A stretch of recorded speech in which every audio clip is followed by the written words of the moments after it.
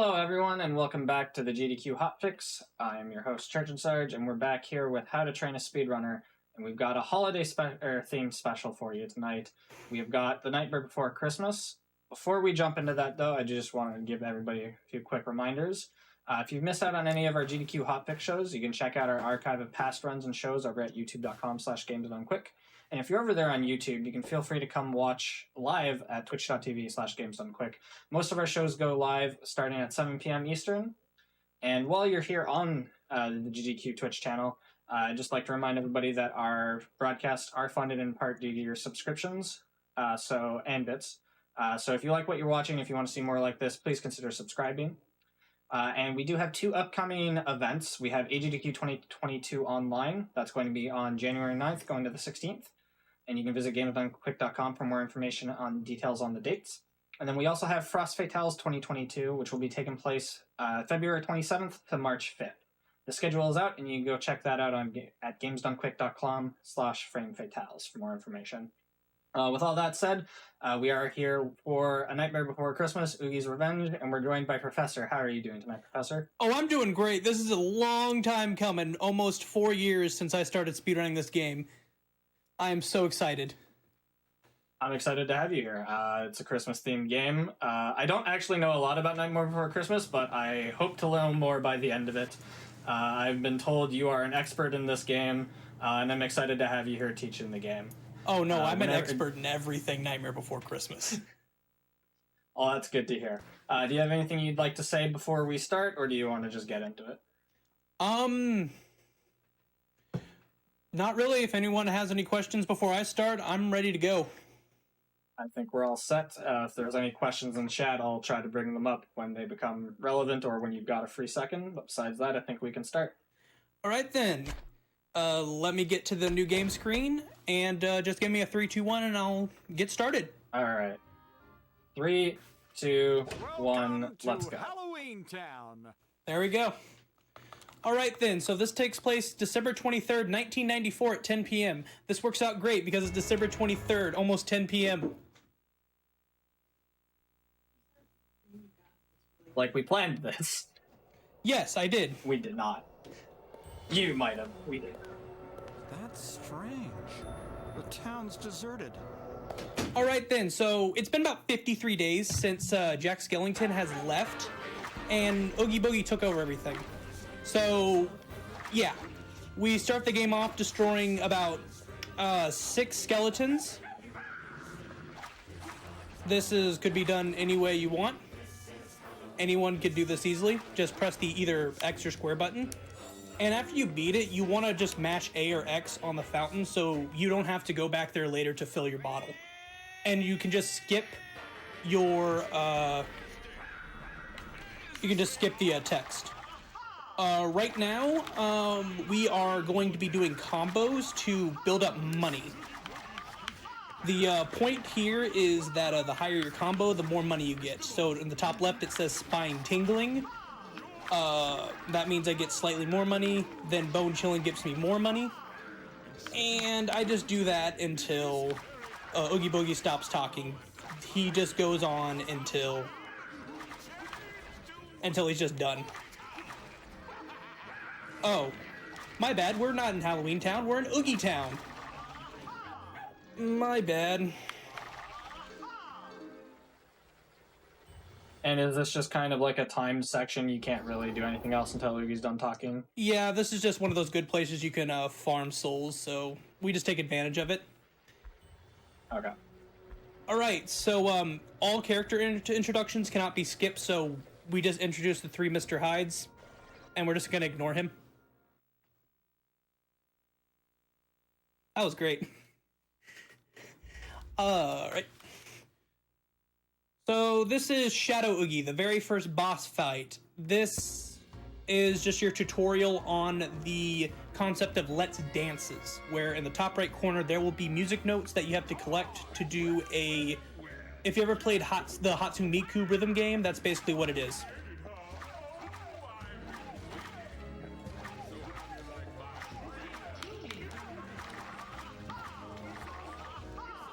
So this is See, so this is a tutorial fight. Is there anything, like, can you fail this or anything like that? Or is this pretty... Yes, you can still fail. Any fight you are going, you can fail. Any difficulty, any fight. So the game doesn't really hold your hand, but it kind of holds your hand. What I just did there was a flip. It's sort of like the dodge roll from Kingdom Hearts 2. So you have iframes. So I can just skip through any hits I take. So, oh, excuse me, the top left. So I get a countdown to the Let's Dance.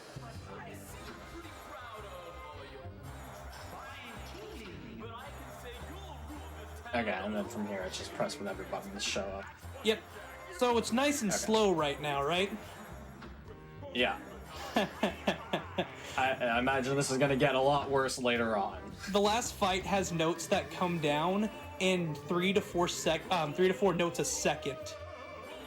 Ooh. How many notes can you miss, I guess, before it becomes a problem? Like, do you have to hit every single note, or... In the first 4, no. They're just optional to do damage, and in fact, in 2 fights, it's faster to skip it. However, in the last one, for every note you hit, you take damage. So, right now, we just finished the chapter, and we got an S rank. That gets you 1,000 souls bonus. This is very important because this upgrade system is similar to Scott Pilgrim, where you buy your upgrades to your, like, you know, strength and all that. This one, you buy your new moves. So it's sort of like Scott Pilgrim or Mortal Kombat Mythology Sub-Zero, if anyone's played that. If you did, I'm sorry. All right, 1 chapter down, 23 to go. This is a very chill chapter. There's no bosses, and you just have to deal with 2 fights. 1 in the sewer and 1 right before the end. So you just walk up to Corpse Kid and just skip his text. Just ignore him. He's not important yet. What's interesting is in Nightmare 80% speedruns of this game, the shop is used quite consistently because you want to be filled up on an item called a blue soul. You sort of saw me pick that up, and the blue soul doubles your damage on your whip, the soul robber, which is very important in Nightmare mode. Any percent, you do so much damage, it doesn't matter.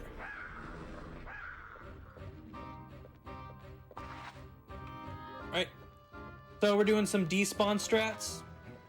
So we can go down here.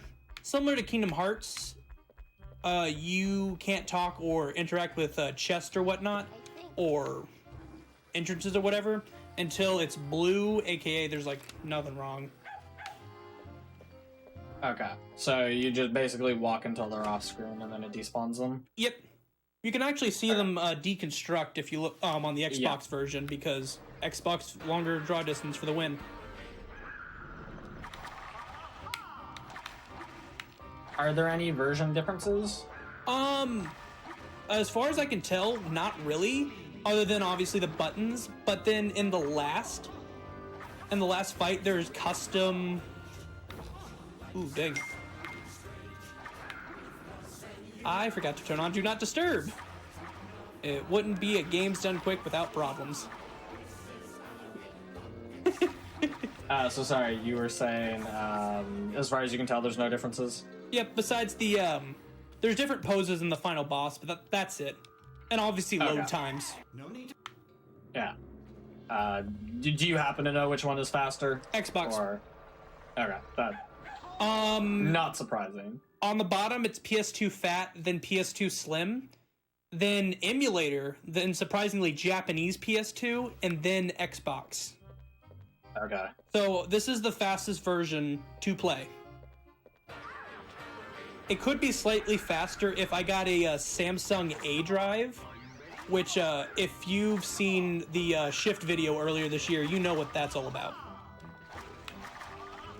Okay, and that just will improve load time, but it's not really necessary. It's just... technically Samsung B, but like that burns range in your disc, and we're not installing stuff on our HDD yet, so we try to discourage runners from using Samsung B drive.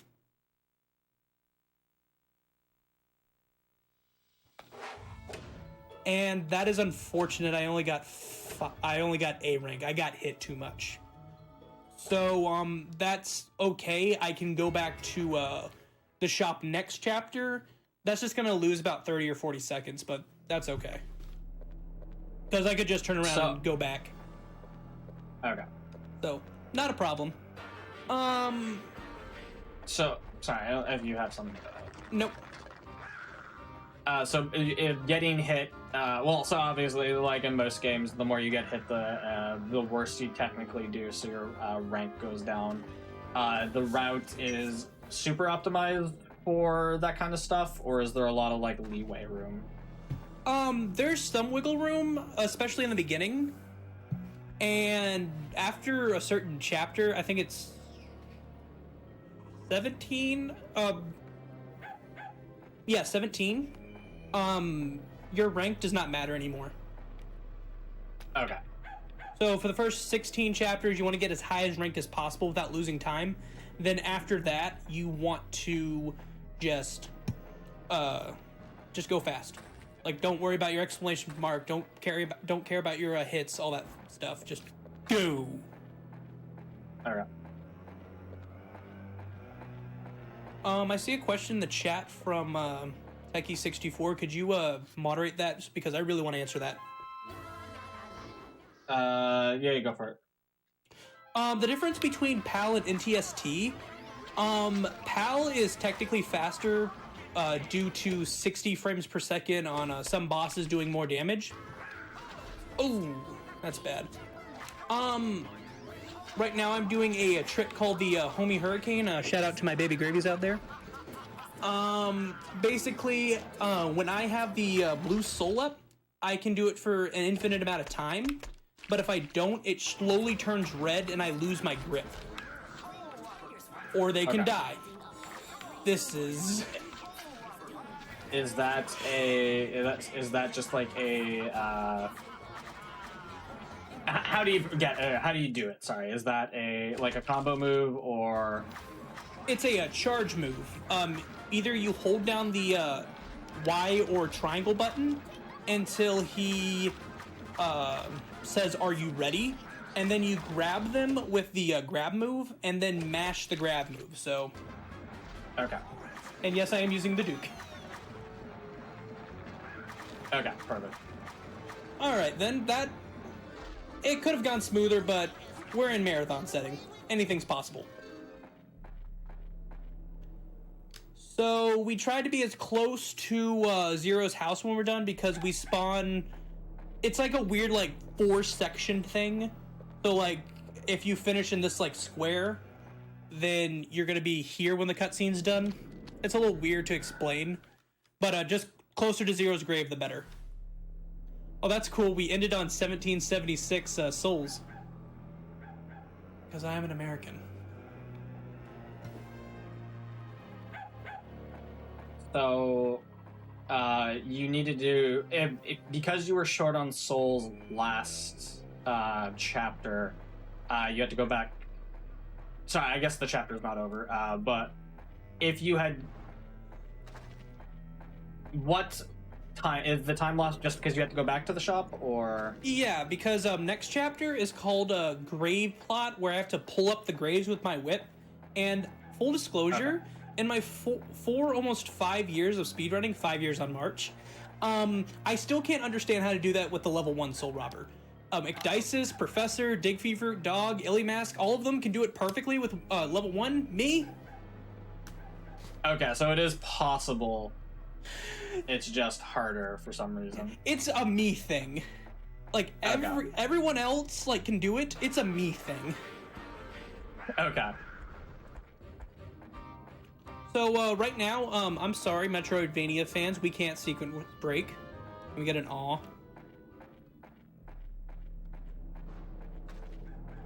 Oh, come on, church, say aw. Don't leave me hanging. I missed the reference. I'm sorry. But I'm not a Metroid player. I'm so sorry. oh man. But this section, the old graveyard has 3 skeletons, and the regular graveyard has 2. But the last one cannot be spawned until I get everyone from here. So there is a set number of events we can do. Unless somebody wants to try to destroy this game and do sequence breaks. I would love that. Alright, there's one of the graves if you want to look at it. So we're just going around trying to find the different skeletons that are... Not these skeletons, the hanging man skeleton. Because you can't be a hanging tree without hanging men. Like, that's just logic.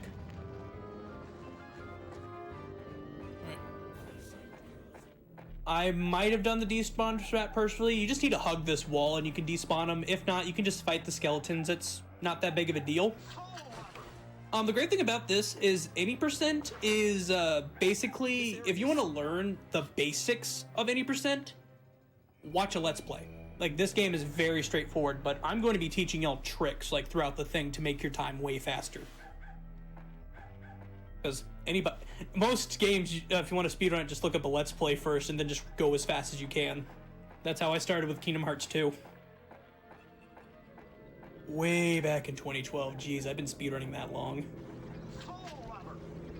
Is there anything, like, unintuitive about the mechanics that merit an explanation? If you've never played a Bayonetta or a Devil May Cry game, the concept of trying to both move and hit could like jar your mind a little bit. And there's a certain flow to moving and attacking at the same time. So like it's just something you gotta like get used to, because I could easily fight and flip all around the arena no problem and keep my combo up. But a player playing this for the first time might have difficulty like, oh, I'm locked in place when I hit. Okay. And then the timing for dodge rolling or dodge flipping, it's a 10 to 15 frame window where you can't get hit. So that's also a thing that like takes some time to learn. In that cutscene, I think y'all saw a golden pumpkin. Those are really rare. As in, there's only 15 of them in the entire game. They extend your health. And any run you do, besides 100%, they're very important.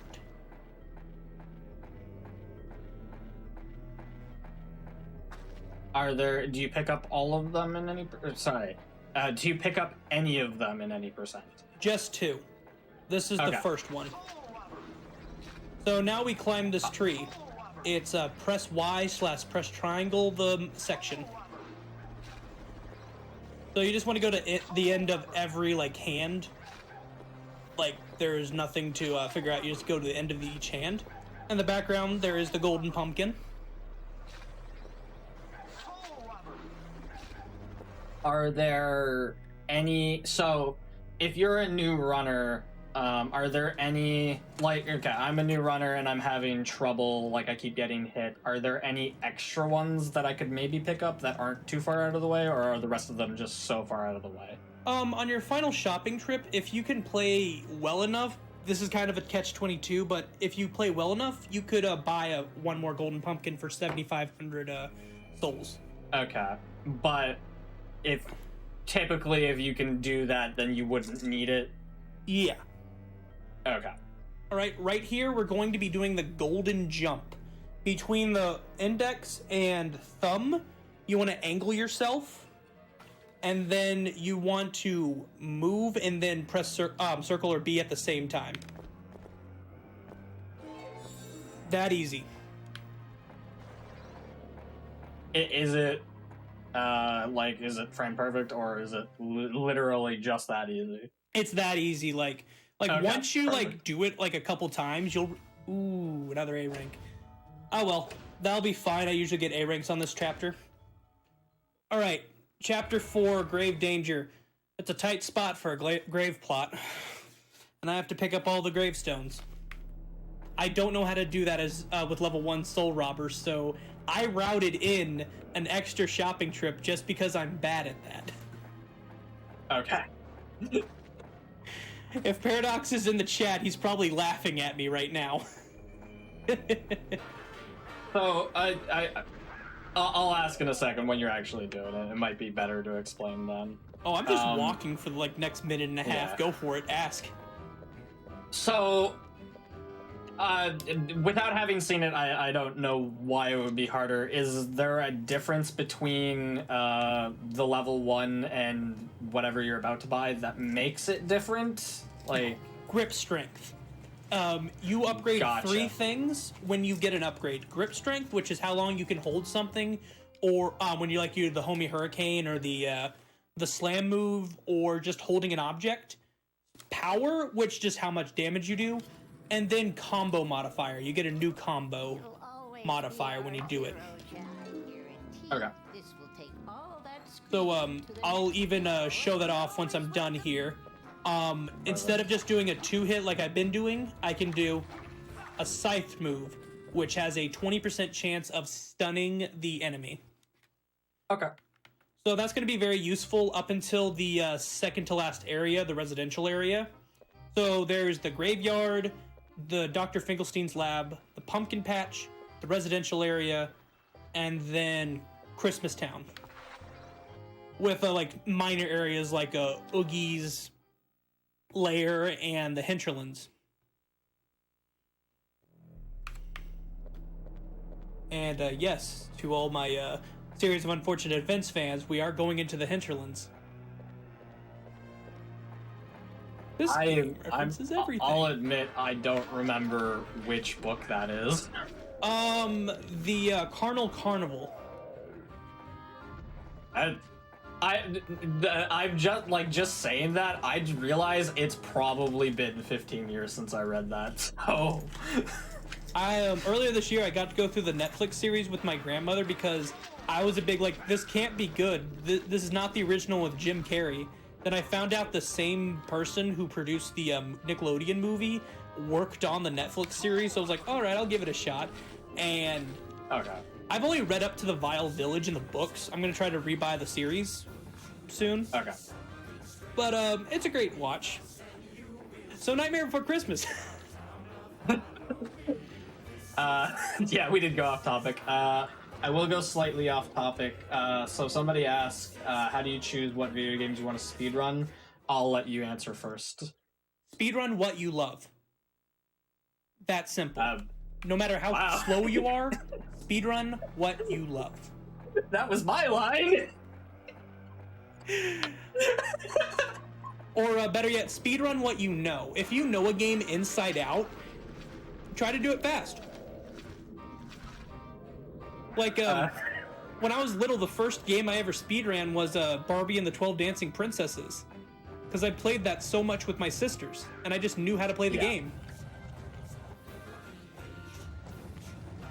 Yeah, so I was gonna say something similar.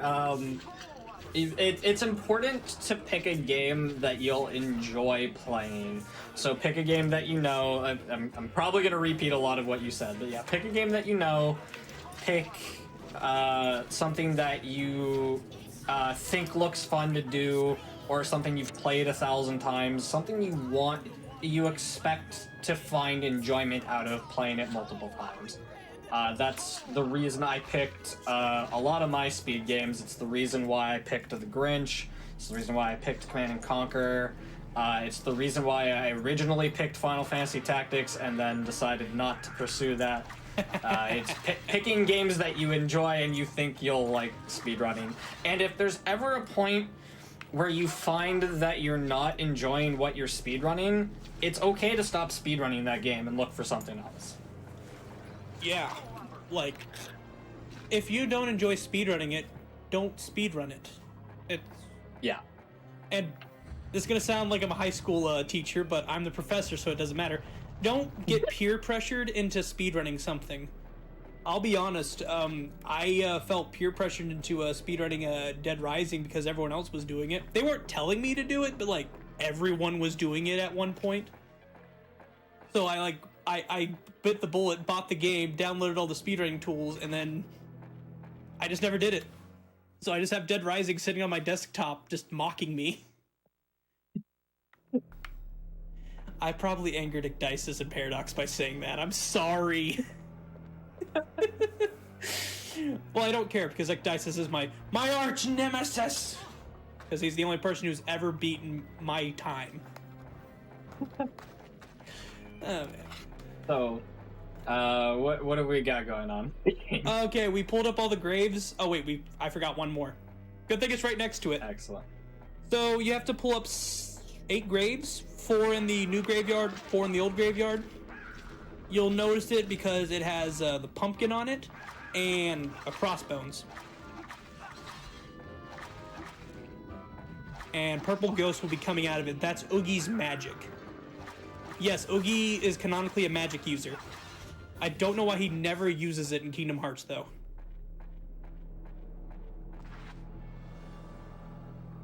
I was gonna ask if he used it in the movie. I legitimately don't know. No, he only uses it in Pumpkin King and Oogie's Revenge. Okay. And then I think it's referenced in the audio book of Nightmare Before Christmas. Right. Because I think the OST like had different like voiceovers that explain stuff. But Okay. yeah. So right now it's December 23rd, 1994. After I save Sally, it will be midnight. So it'll be officially 1994 Christmas Eve. Which is funny because Pumpkin King takes place in 1992, a year before Nightmare Before Christmas.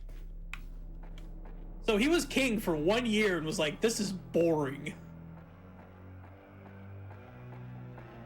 Oh, we gotta play the game. Say it with me. Dodge that letter. And we did it! That letter. I didn't know where you were going. I have no. I will fully admit I have never seen The Nightmare Before Christmas or played any of the games. That's a letter from Sally about around November-ish. That's like, Jack, Oogie came back. Help. Okay. Right. Okay, this is fast. Okay, for some reason, Lock and Barrel are programmed like enemies in these battles alone, not in their personal boss fight. So I'm able to stun them and charge up my Soul Robber. So I'm about to destroy them.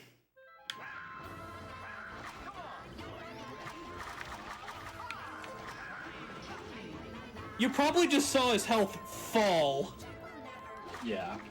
What happened there was the spin is the charged up spin is the fastest and most damaging thing in the game.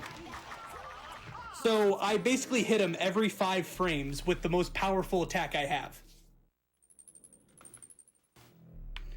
So it's just easy. You just taunt, spin your control stick once, and then let me do it faster. And then you spin, and press X once you've done 1 full rotation. That doesn't look too bad to do. Yeah.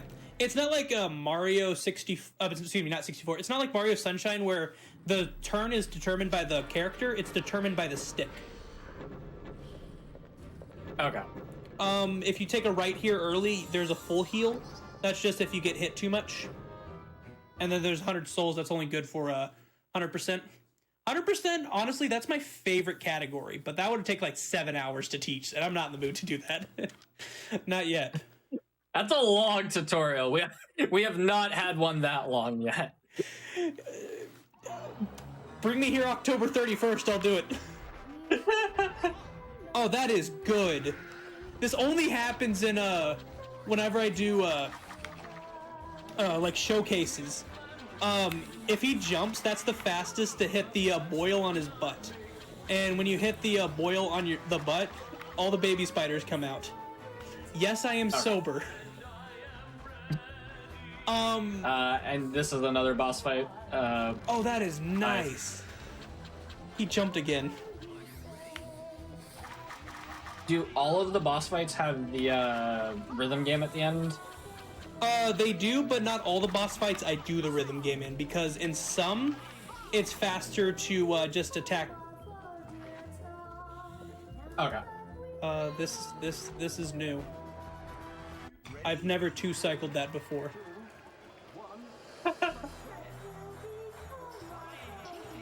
Oh, man. Luckily, I'll be fighting him again, so I will be able to show off all his moves when that happens. Okay. But right now, I'm trying to go fast so I can get more money.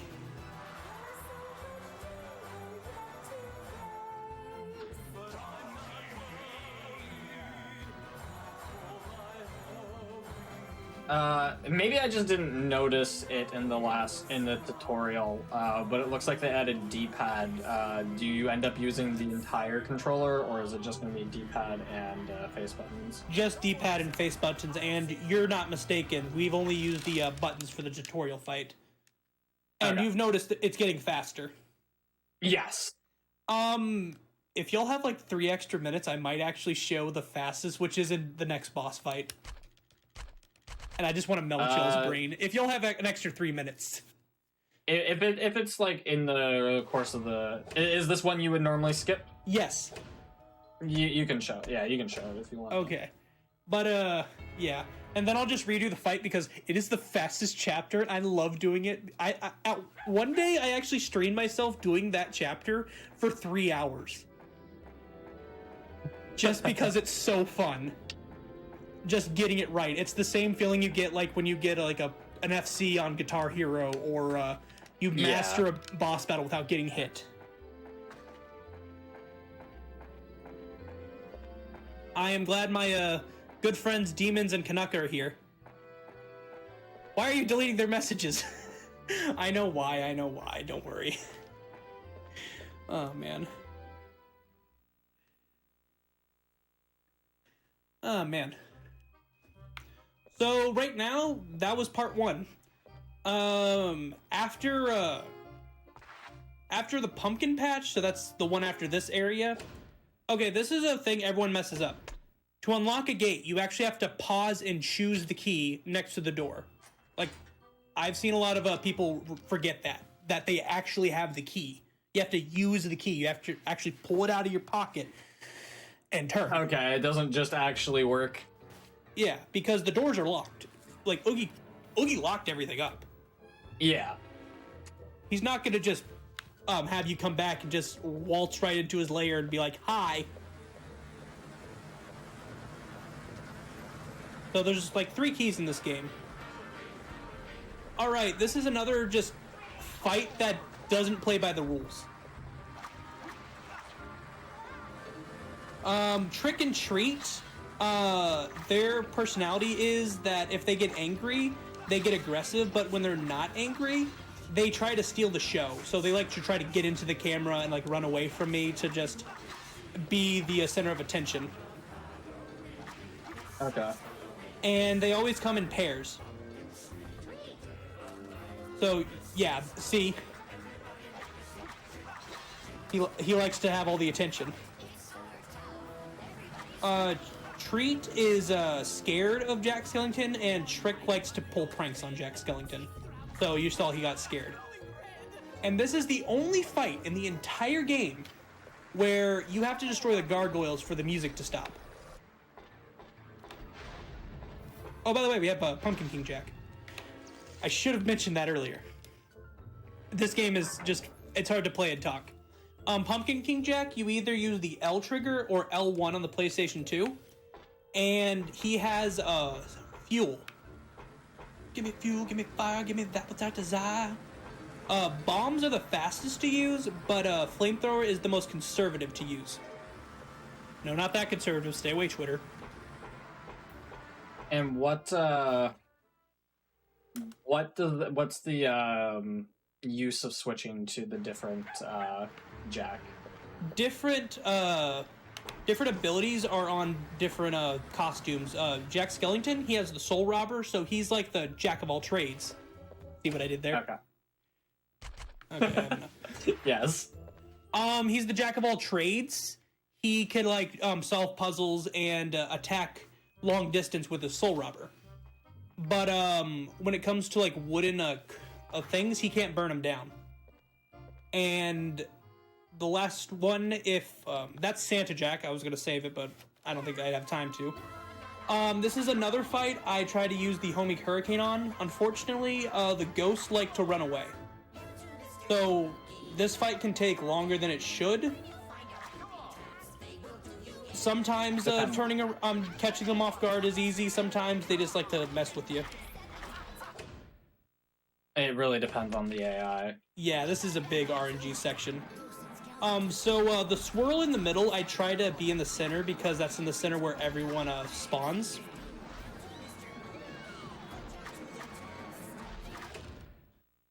So you notice how like I'm doing all of this, right? Yep. This is gonna get real dumb real fast.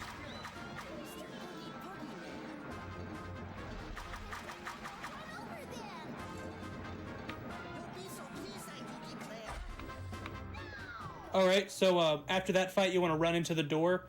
Similar to Kingdom Hearts, that's a quick change for the loading.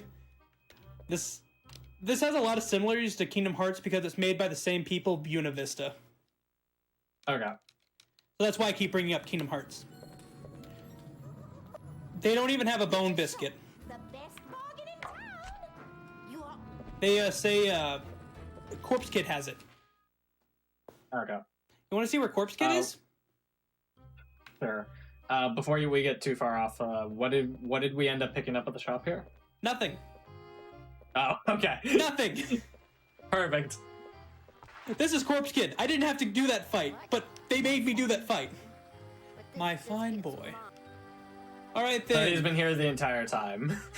This is the quiz. This first quiz, it only has 10 different answers, but I'm going to show you this right now Okay. in my book. There's over 150 answers. Oh, jeez. But for the first one, it's the same 10 every time. So for 100%, you have to memorize 150 answers. These are Ooh. questions about the Nightmare Before Christmas movie, so this is very easy. So, I can do this very fast. Unfortunately, I really want to, but I won't, just so you can see the questions. Yeah. But I can, like, breeze through this in 10 seconds. What color Yeah. is Sally's hair? It is red hair. Question 2. What day is Halloween? October 31st. That's right. Question 3. What shape is Jack's door spell? That's a spider. Question 4. How many bolts does Dr. Finkelstein have on his head? 8. That's right. 4 on each side. Question 5. How many hanging men are on the hanging tree? We just did this chapter. We got 5. That's right. Question 6. What is the most basic element of Halloween? That's Thrills and chills. Question 7. How many fingers does Jack have? That's right. He has 4 fingers. So just like Abe in the first game, but not the second. Question 8. What is the name of the town which Jack lives in? That is Halloween That's Town. right. Question 9. The water in the Halloween Town fountain? We just saw it. It's That's green. Question 10. What is Jack's last name? That is Skellington. That's right. Let's see what you know. Unreal. Way to go, Jack. A deal's a You deal. only need to get 6 of those questions right. However, I wanted to make sure I answered all of them correctly for anyone who was following along. Yeah. I don't know how to read Japanese, so I can't help you for the Japanese version. Hopefully they're all in the same spot if you try it. No. Oh, they're not in the same spot? Nope. Oh, that's so brutal. I know you've said you don't read it. Do you know if the questions are the same? I believe so. Honestly, I'll have to ask the Japanese runner again, Illy Masks, to just check Okay. that out for me. Because, I don't know their gender. They know it. That's so brutal that they would change. They change locations. The answers are in the same place, but the questions change places all the time. Okay. Oh, okay, I got So you. if you like recognize like the symbols, it's easy. I'll quickly show off the fire. So if you hold square or X, you just blow a little flamethrower and it saves. But you can just do a fire bomb, which is X or I'm going to be triangle or Y, and you just instantly destroyed. This is a very quick chapter. Gotcha. This is actually where I'd recommend you turn on vibration if it's not already on. There is a trick that uses vibration. You don't have to turn it on, but it just makes it easier. I keep it on because I like vibration in my game. Okay. That's why I love the DualSense controller.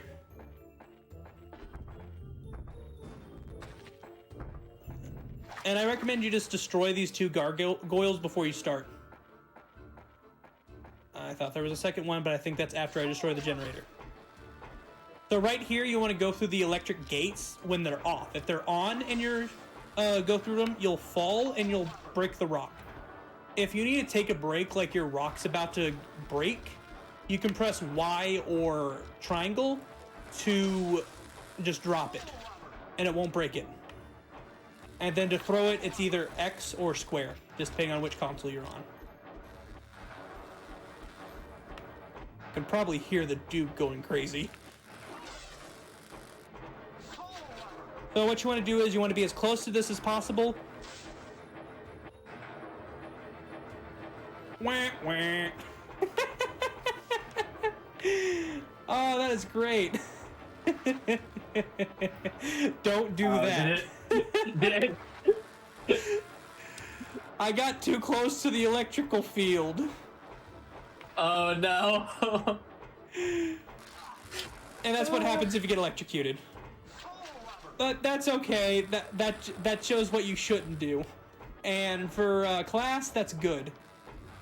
So when you're going back through, just drop it with the Y or triangle button.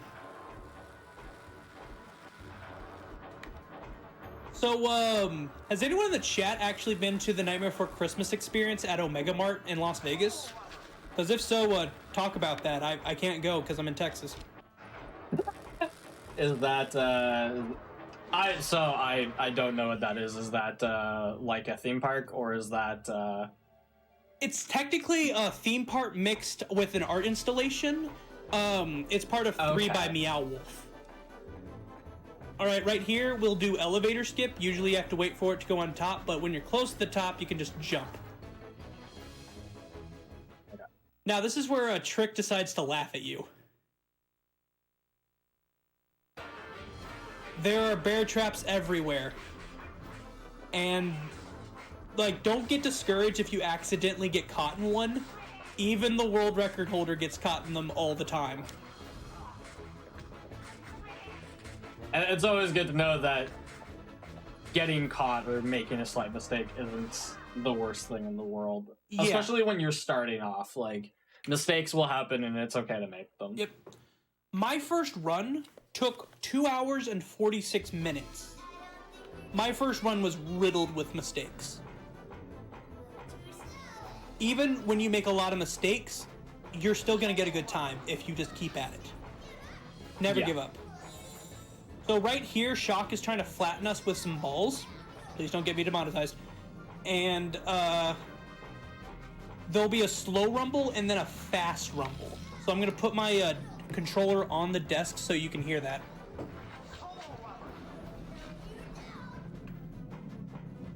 That didn't go as well as I hoped. The S controller shakes more. I'm literally putting my controller next to the mic. Yeah.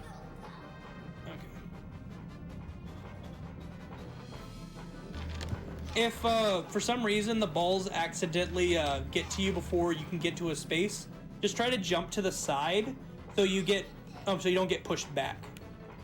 Then right here you want to quickly change into Pumpkin King Jack and run in. But you know. So if you're in the air, it won't be. You'll basically take damage, but they won't take you backwards. Yeah, because you're technically carrying your momentum forward. Before you step on this elevator, make sure you are Jack Skellington. Then press A. That finishes the chapter, and you'll start the next chapter as Pumpkin King. You want to be Jack Skellington for the next fight. Okay. That's just like a small time save, or is that... That is required to do it fast. Okay, gotcha. You'll see when I do it the second time. So this first time, I'm just gonna quickly show you the Let's Dance because it's so fun to show off. Like, Sure. it's fun.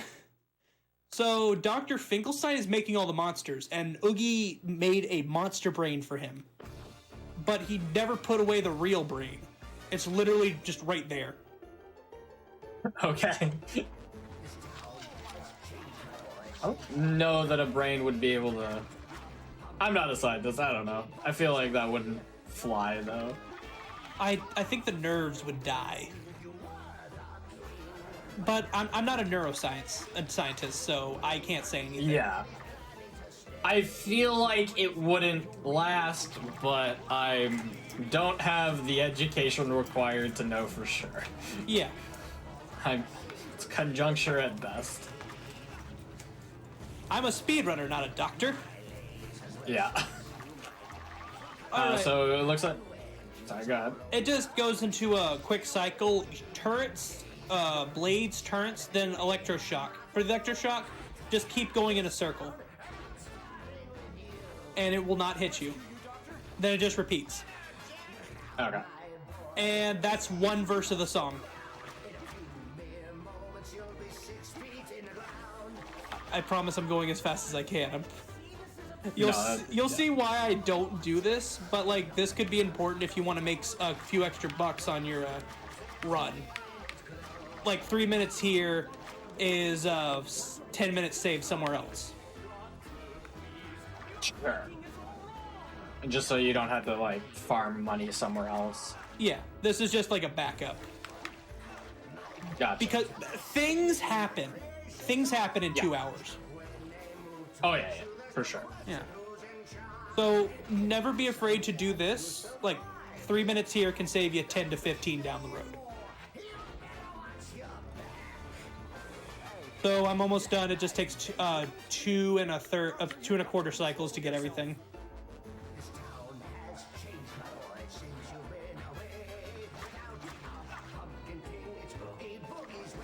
If I do it perfectly.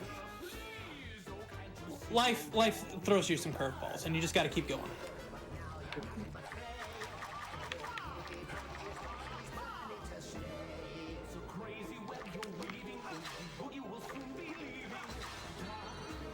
Okay, I'm gonna need full focus for this.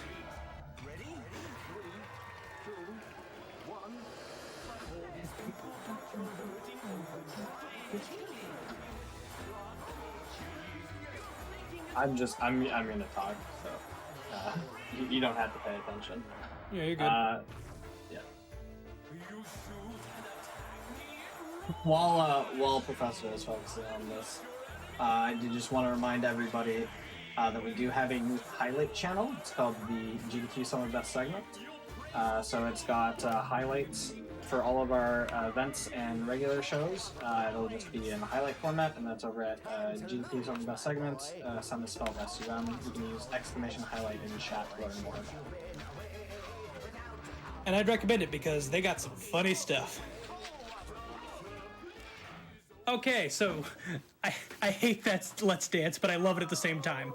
It's so fast. I think that's as fast as it gets at 6 notes per second. That looked really difficult. Yeah, you saw me going for it. Oh yeah. And but you wouldn't normally do that in a run? No, but like there is emergency situations where you just need to do that. Sure. Yeah. Like actually I would because I got 2 A ranks in a row instead of an S rank. I actually would. All right, then I'm going to show the fast way to do this. This is also the Let's Dance way to do it, so I'm going to do it really fast. So pay attention, everybody. Okay. All right. Do you get so you're retrying? Do you still keep all of the souls that you got from your previous attempt?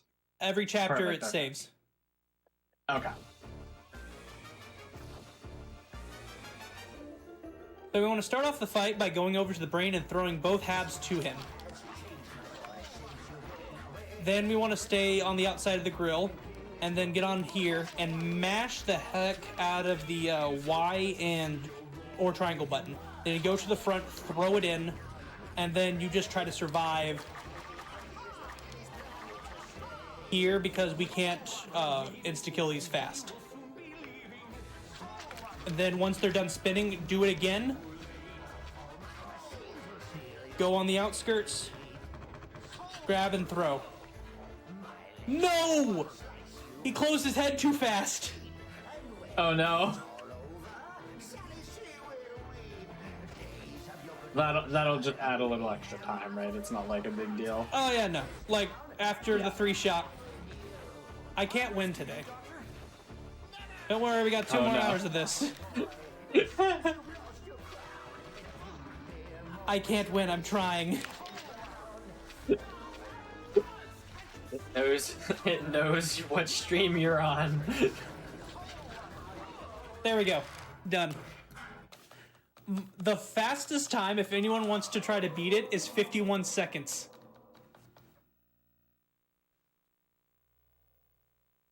Yeah. It is possible to get 2 seconds off of that, because I did mess up in that run. Yeah. Well, that's how it would be done normally instead of the longer version. Yeah. The longer version just being like, in case. Because there's always backup strats. Yeah. Sorry, I don't think you mentioned it, but if you did, I apologize. How much extra do you get for doing the longer version? You just get 500 extra. Okay. I mean, that's still a decent amount. Like, if you need it, you need it. Alright, so this is an interesting thing you have to do. You want to be at about a 60-degree angle on your controller when running off of this. We're doing the paradive. Shoutouts to Paradox AKX. This is you want to try to keep a 60-degree angle when you do this, and then move and press B at the same time. So jump, jump, jump. Doing that, you land right next to the door, and you're out of there. When we get back, I'll show what happens if you mess that up. Because you can mess that up. I did it in my world record run. Well, it's good to know that there's backups and alternatives. Yeah. And room for improvement, too. There's always room for improvement. Because in my world record run, I ruined Jack the Ripper skip, which is the biggest skip in the game. It's always unfortunate when you mess up, like, the big trick. Yeah. Which, that was found on my birthday. Oh, nice. Oh, I forgot we're supposed to go shopping. So right now, we are Santa Jack, and we only have one present, Repossession. Repossession changes all skeletons that are upgraded to just regular skeletons. So you don't have to worry about their boosted attack. But also, if they're hiding, they'll be surprised and like, and jump out. Okay. Exclusive to easy mode is Pumpkin Shield. We only buy level 1 right now. Okay. And actually, if you have the extra money, if you wanted to do it now, you can get level 3, but I'll show where you're supposed to buy level 3. I'm only doing that for backup strats for Games Done Quick. Okay. So right now, we have Pumpkin Shield. This is the most overpowered thing in this entire game. There is nothing more overpowered in this game than this. This is why it's locked to easy mode. If this was in nightmare mode, I would be so happy. You don't even know what it does. It makes you invincible to everything for 3 seconds. How often do you get to use that? Oh, we're gonna abuse it. Okay.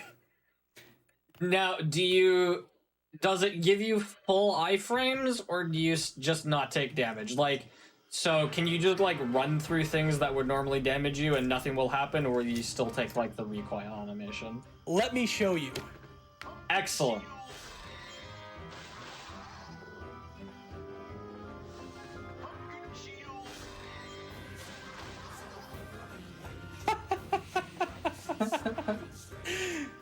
Nothing. Okay. This is why it's delegated to easy mode. What's the cooldown on it? 3 seconds. And then level 2 is 5 seconds, then level 3 is 7 seconds. But it's 6,000 souls for level 3. Okay. All right, this is another technically grinding section, but it's really hard to grind with the Halloween ghosts because they don't like to get close to you. You're supposed to face away from them so they get closer to you, but yeah. Oh, right. Level 4 gives me the spike ball, which is shown in the cover of the game. There he is. So, yeah. So we have to wait for Oogie to stop talking. He is the ruler of Halloween Town, so we have to give him that.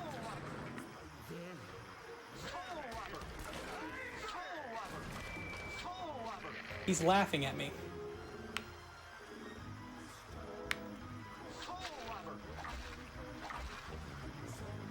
All right. Now for this island is very janky. Because sometimes it does extra spawns, sometimes it does no extra spawns. Sometimes it gives you the correct amount.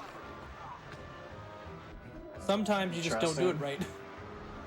So, the point of this island is to block you off from the, going to the big pumpkin head. The big, like, thing of Halloween Town. Alright, I'm gonna show you a trick that you can do, but it's frame perfect. So you see there's a monster in there. If I walk up to it and then last second go back, then he can't hit me. Okay. So you can dodge roll through it. You can go this entire game without using the Santa Jack costume.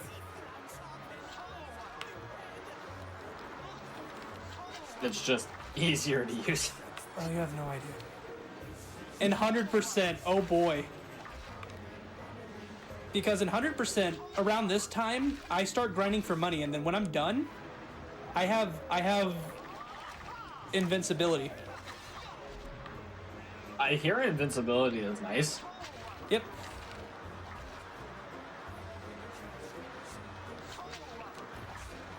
Alright, this is just a big fighting... Yeah, like that pumpkin's not always there. It'll just show up sometimes. Yep. Interesting. And then the ghost just sometimes doesn't want to fight you. It just wants to go out of bounds. Interesting. Like, the ghost will mess with you. Like, don't worry. The ghost will mess with you. Don't worry. They will... And then there's another one that's...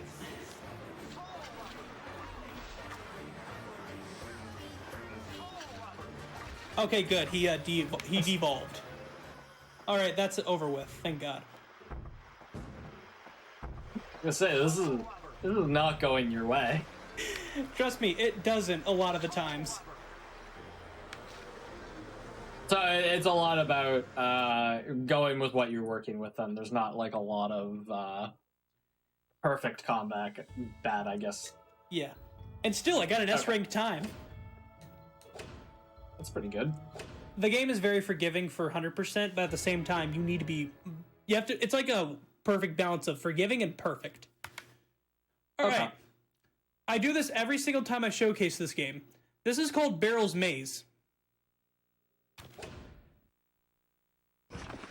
It's a circle.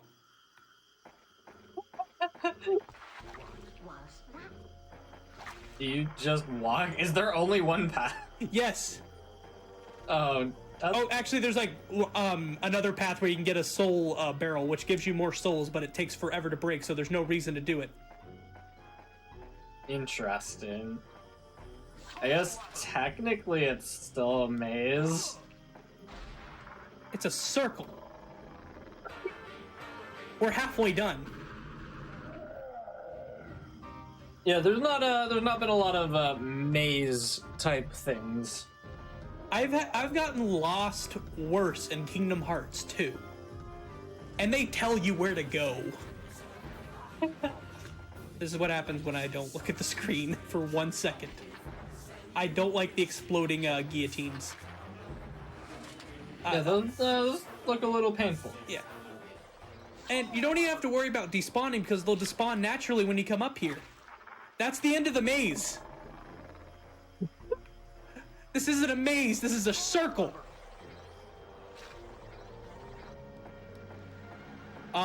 I guess for the My Little Pony fans, because I'm actually going through the series because I want to do a big review on it. Spoiler alert, I don't like it. I guess that one child pony who liked to do circles and then became a haiku pony, I guess. Do we have the bronies on our side now? I don't. I do not know what's going on. I have not seen any of it, so I can't. A lot of your references are falling flat on me, and I apologize for it. I'm just trying to throw the blanket on everything. You're talking a lot about like Kingdom Hearts and Devil May Cry, and I'm like, yeah, I've seen that game title before. Oh man. This is basically baby's first Devil May Cry game. Okay. Starring Disney. And I think Danny Elfman did the voice of this, I want to say. So this is a gauntlet chapter with a boss battle with Beryl at the end of it. Because technically we already beat Shock, even though we didn't fight her.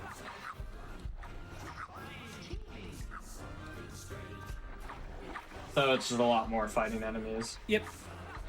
And more use of the pumpkin shield.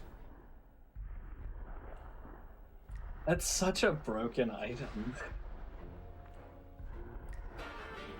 I can definitely see why it's only on easy. I wish it was on Nightmare, because Nightmare mode, what Nightmare mode is you do the quarter of a damage, and all enemies do double damage. That sounds painful. It's like how Birth by Sleep level 1 used to be, where it's just chip damage and you take so much damage. Like, it's not fun. Yeah. Like, I love doing like level 1 runs. I like doing no hit runs. I like doing no jump runs, all that fun stuff. I don't like doing Nightmare mode in this game. It's just not fun. I tend to stay away from like higher difficulties where it's just like, oh, you do like a quarter damage, because like I get the appeal to it, but it's not something I would enjoy doing. Yeah. Right there, you would just use Pumpkin Jack and then do a firebomb. It just insta-kills everything. Okay. Which firebombs is the second most powerful thing in this game. So right here, I'm going to try to do the whip spin stretch. It worked. Very nice, very nice. I forgot I have level 3, so that shouldn't have one shot. You're supposed to chase him around the room after that and then firebomb him twice. Okay. Oops.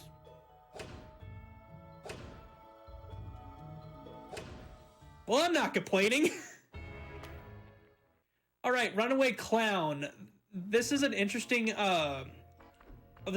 chapter because this is this chapter has the highest requirement for combo. 1 sec. How you got up here is you have to do a 3 flips in a row. So 1, 2. It's hard. There we go. And it forces you up there.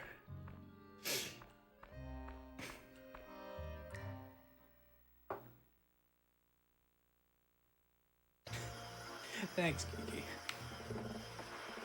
Alright, so this is the halfway point of the game. Because there's 24 chapters and we're on chapter 12. So it's like 2 a.m. right now. In the game, not in real life. We've only been doing this for an hour.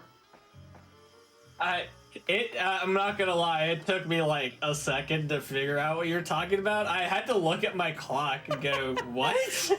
Yes, we've actually been doing this for 4 hours. I tricked you. King Crimson! There, we got the JoJo fans in here. I believe by the end of this, you'll hit one reference I understand.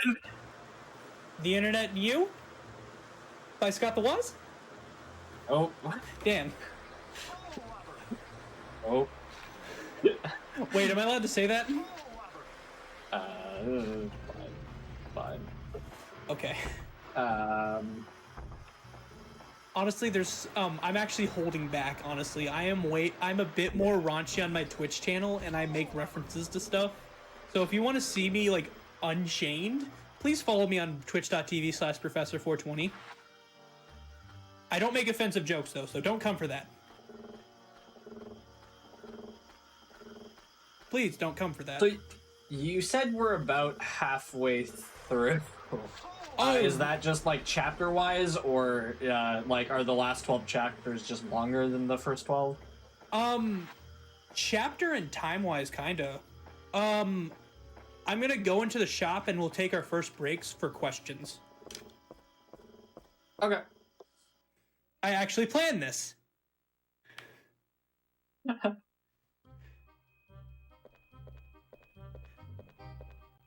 Also, I'm going to be 100% honest. We're going to get to a point where I'm going to have to pull up a map because every single runner uses a map in this game, and I'll show you why.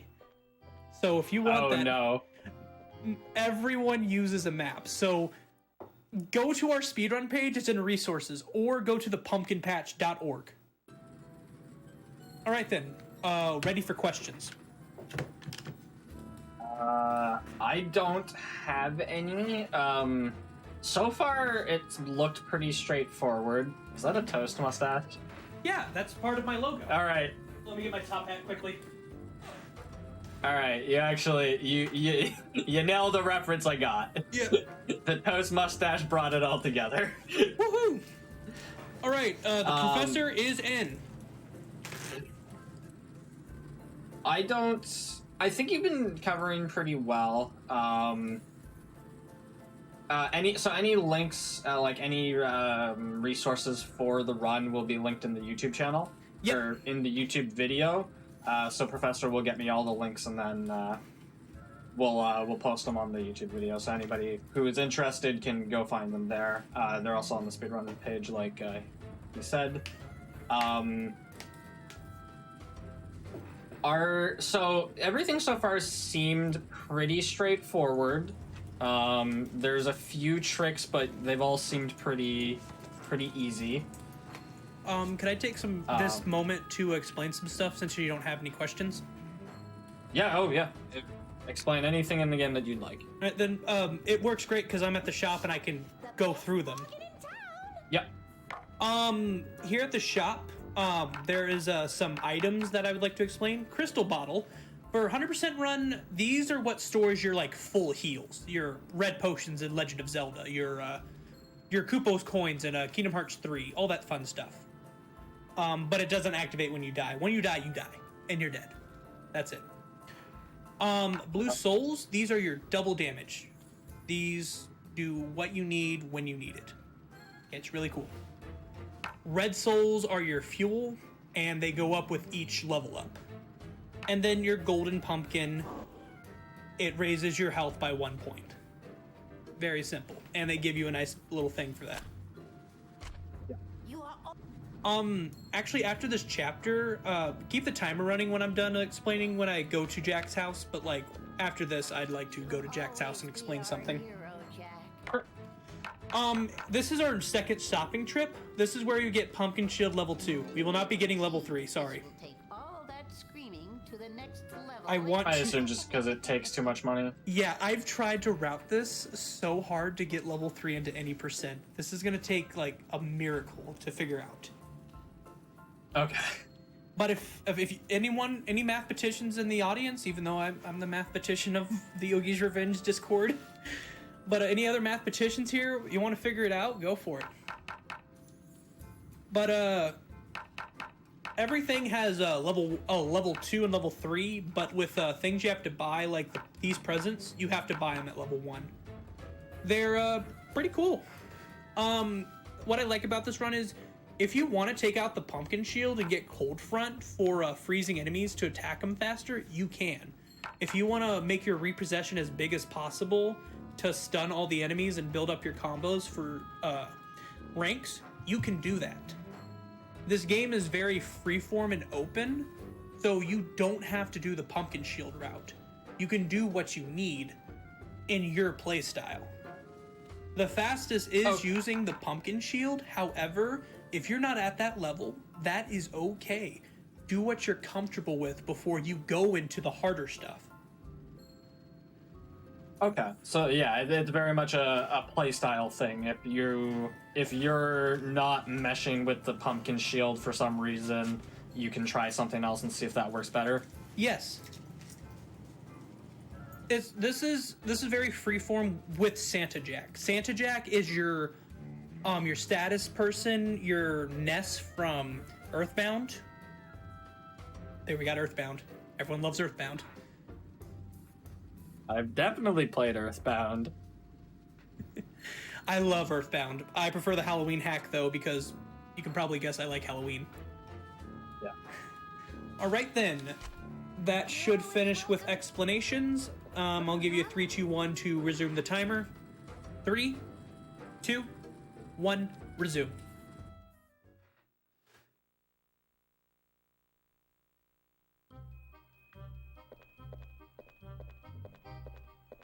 All right then. So right here we are going to the residential area. Remember, we have a key, so we have to actually use the key. So, Sorry, you said you were heading to Jack Skellington's house, right? after this chapter, I can only access it in the chapter select. But when I get there, just keep the timer running. It's just a quick thing. Do you want to go to a break after Skellington's house? Sure. Okay. All right, so right here is the runaway clown. You need to have repossession on. You can use Pumpkin King, but like there's no point to. So there's 5 avenues. So if he goes down a loop, just put a present down both the exits. So 4 avenues. So 1 here, and then 1 here. So the L2 button activates it, but on Xbox it's the white button. So I stop him. Oh no, he's still moving. So Tall Witch, we just talked to, how did she get in front of us? There's probably a back entrance to the witch's shop that I don't know of, an employee entrance, I guess. That we just never see.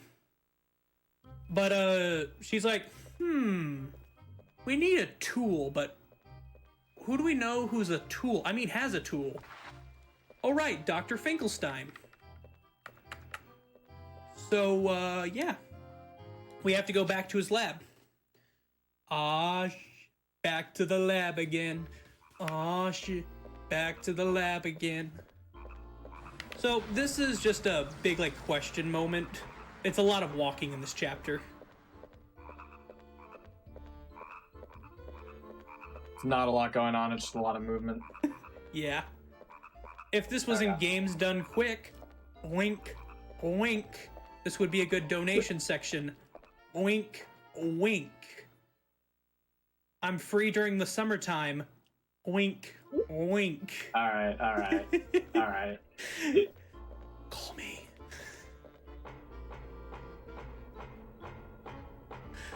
Oh man. So what goal are we?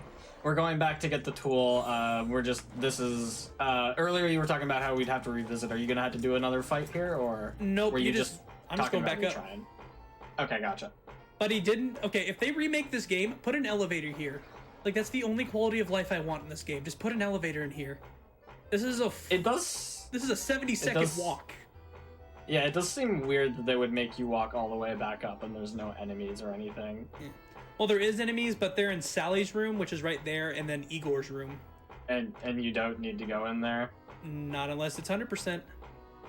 Okay. So, yeah, that seems unnecessary, but...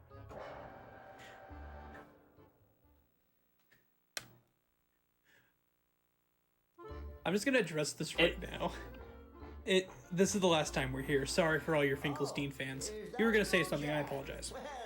No, you got it. Also, to everyone asking, why didn't I submit this to Games Done Quick? I did. Yeah. I'm here, aren't I? I forgot what I was gonna say. Yeah. I do that with laughs. So in 100%, you'd have to go in and fight. Is that a... So I guess 100%, you said it was like 7 hours. How much more is there to collect in 100% versus any percent? Everything. Also, if you're really curious what's in here, I'll just show you. It's just in and out. Okay, sure. You're in.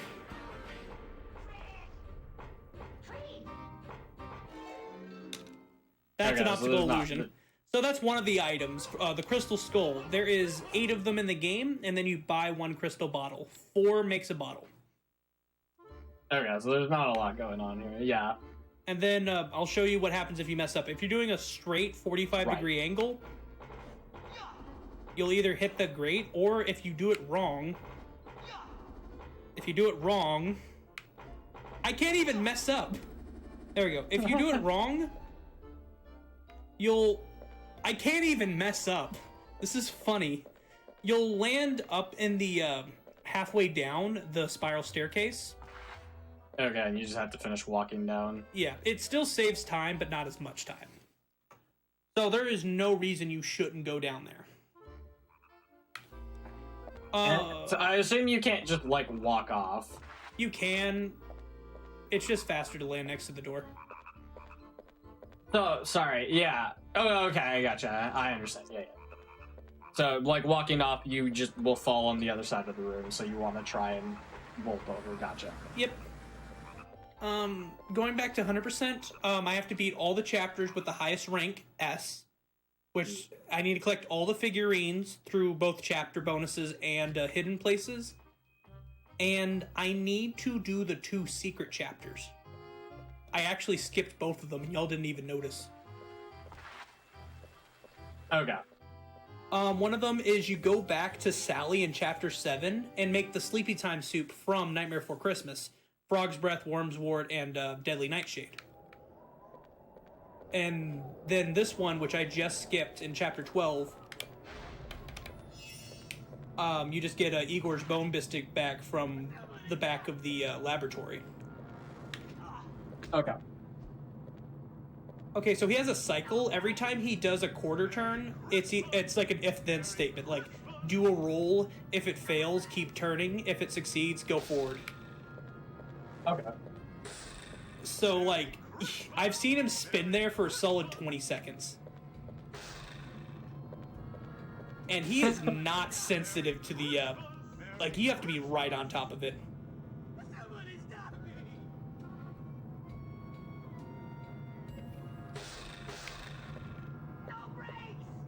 I don't like this. I really don't like this chapter.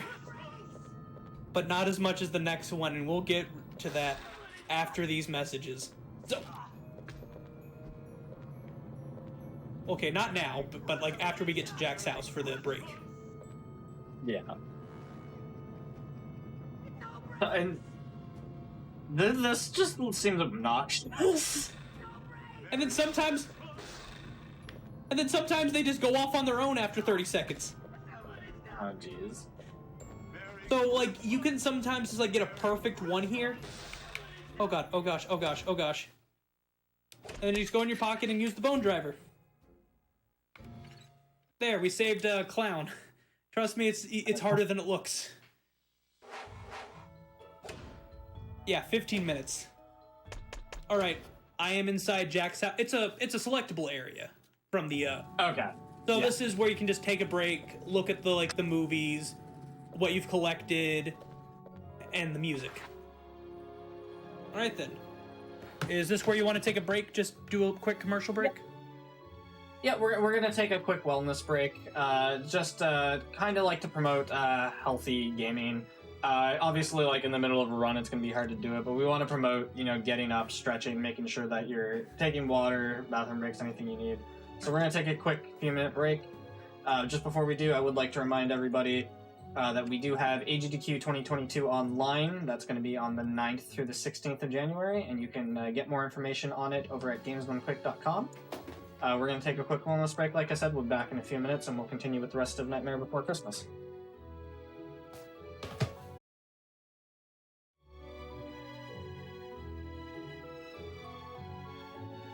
Hello everyone, and welcome back to the GDQ Hotfix. This is How to Train a Speedrunner, and we're in the middle of learning Nightmare Before Christmas, Oogie's Revenge. We're here with Professor. How you doing, Professor? Oh, I'm doing swell. This has been a great hour. We're halfway done already. I've been enjoying it. Are you all set to go? Oh, I'm all set to go. Just give me a 3, 2, 1. I'll be out of here. All right. 3, 2, 1, let's go. All right. If y'all have noticed, I put a top hat on the brake. That's my signature. But the Sennheiser HD 280s don't like it. All right. Here it is. Chapter 13. The bane of my existence. This is the worst one? Yes. All right. You'll see why. Okay, perfect. First step, shout out to Ignisis, my arch nemesis, for figuring out this strat that makes this chapter a lot easier. Wrong one. Go to game settings, switch to manual. Okay. Here we're introduced to the king skeleton. This is the biggest baddie. He cannot be attacked from the front. I said he can't be attacked from the... There we go. So he blocks it. Okay. So right here, we're going to go into the Vampire Brothers Castle. They own the keys to the mayor's house because they're like one of the officials. They transformed into 4 bats. Yeah, you see how much like stuff I'm like missing for 100%. Yeah, there's a lot of just empty space. Now the vampire bats spawned. Here we go. For 100%, they're worse because they have blue exclamation marks on their head, which subtracts from your count. Oh. That sounds awful. Yeah. The second route I did of this game because the second route is easier than the fastest route, which I do mostly, but the fastest sometimes I like to do the safe route.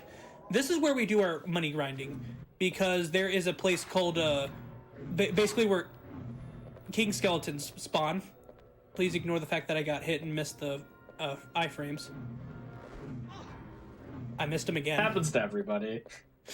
But there you can get about 1,000 to 2,500 souls per time you go in there, and they respawn every time you leave and come back.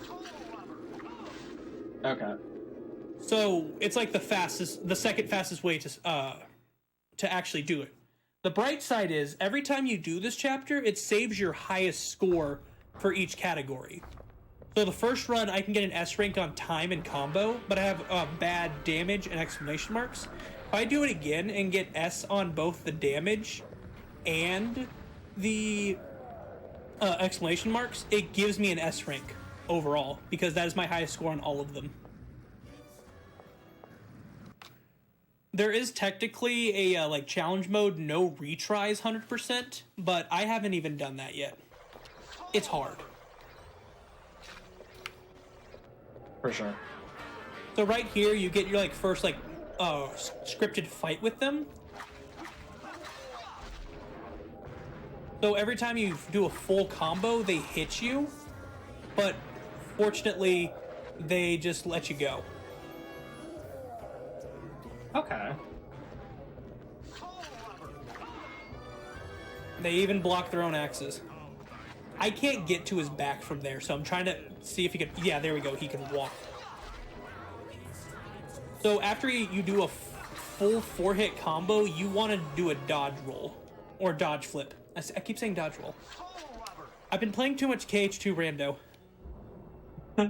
Shout out to J Hobbs. When was the last time J Hobbs was on a GDQ Hotfix? Like earlier this month? About 2 hours ago on the first step. Well, hi, J Hobbs. I've been watching you since 2015. Hobbs and Keys have a show every every Thursday at 7 p.m. All right, this is where the pumpkin jack, the Santa Jack comes in. The bats have the same AI as the enemies, so they get curious at presents. So they will come for the presents.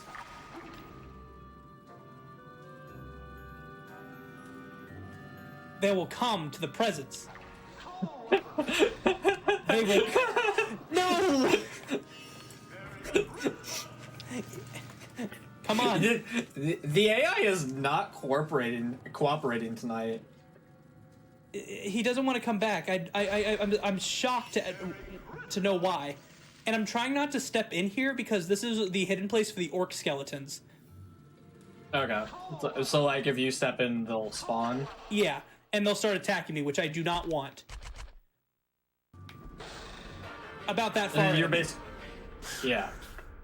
You're basically just trying to get the bat to come out or whatever that creature is. The not vampire spawn bat. Everything in. Yeah. Instead of a Halloween bat. Here, sometimes they don't spawn, and I'm trying to figure out how they don't spawn, because if I can make that consistent... Dang it. That would be... Consistency in not having things spawn is always fantastic if you can manage it. Yeah. And yeah. By the way, I said last chapter had the highest combo in easy. Since the S ranks have been like 20 or 30, can you guess what my combo has to be for last chapter? If it's the highest? Sorry, it's the highest that you've achieved or the highest to get S rank? The highest to get S rank. So the last one is the highest, or sorry, the last final chapter is the highest. The one we just finished, chapter 12. Okay, sorry. You keep saying the last chapter, and I'm thinking the very end of the game. No, but that's still high too. Okay.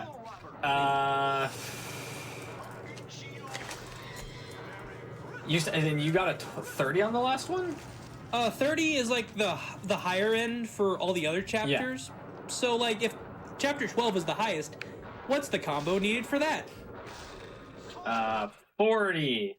150. Oh my god. It's 3.5 times? Yeah. Maybe not quite 3.5. That's ridiculous. So this bonefish slows you down. That's actually... Every time you go across, you have to wait for that to spawn. That's obnoxious. So you want to get the third hook for this one. That's another reason I don't like this chapter. It's just a hodgepodge of everything I hate. Closed quarters, an AI that doesn't cooperate, RNG, and then this section. There is 49 Halloween bats and 1 vampire bat. Oh, jeez. And Oogie Boogie is talking to. The ruler of Halloween Town. 2 times have I gotten this before he was done talking. Oh no. I was about to make it 3, dang it.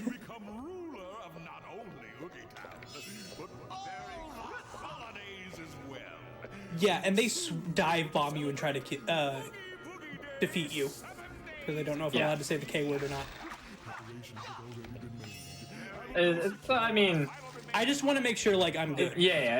So it depends on, like, the context of, like, the game itself. If Skeleton dies, then Skeleton dies.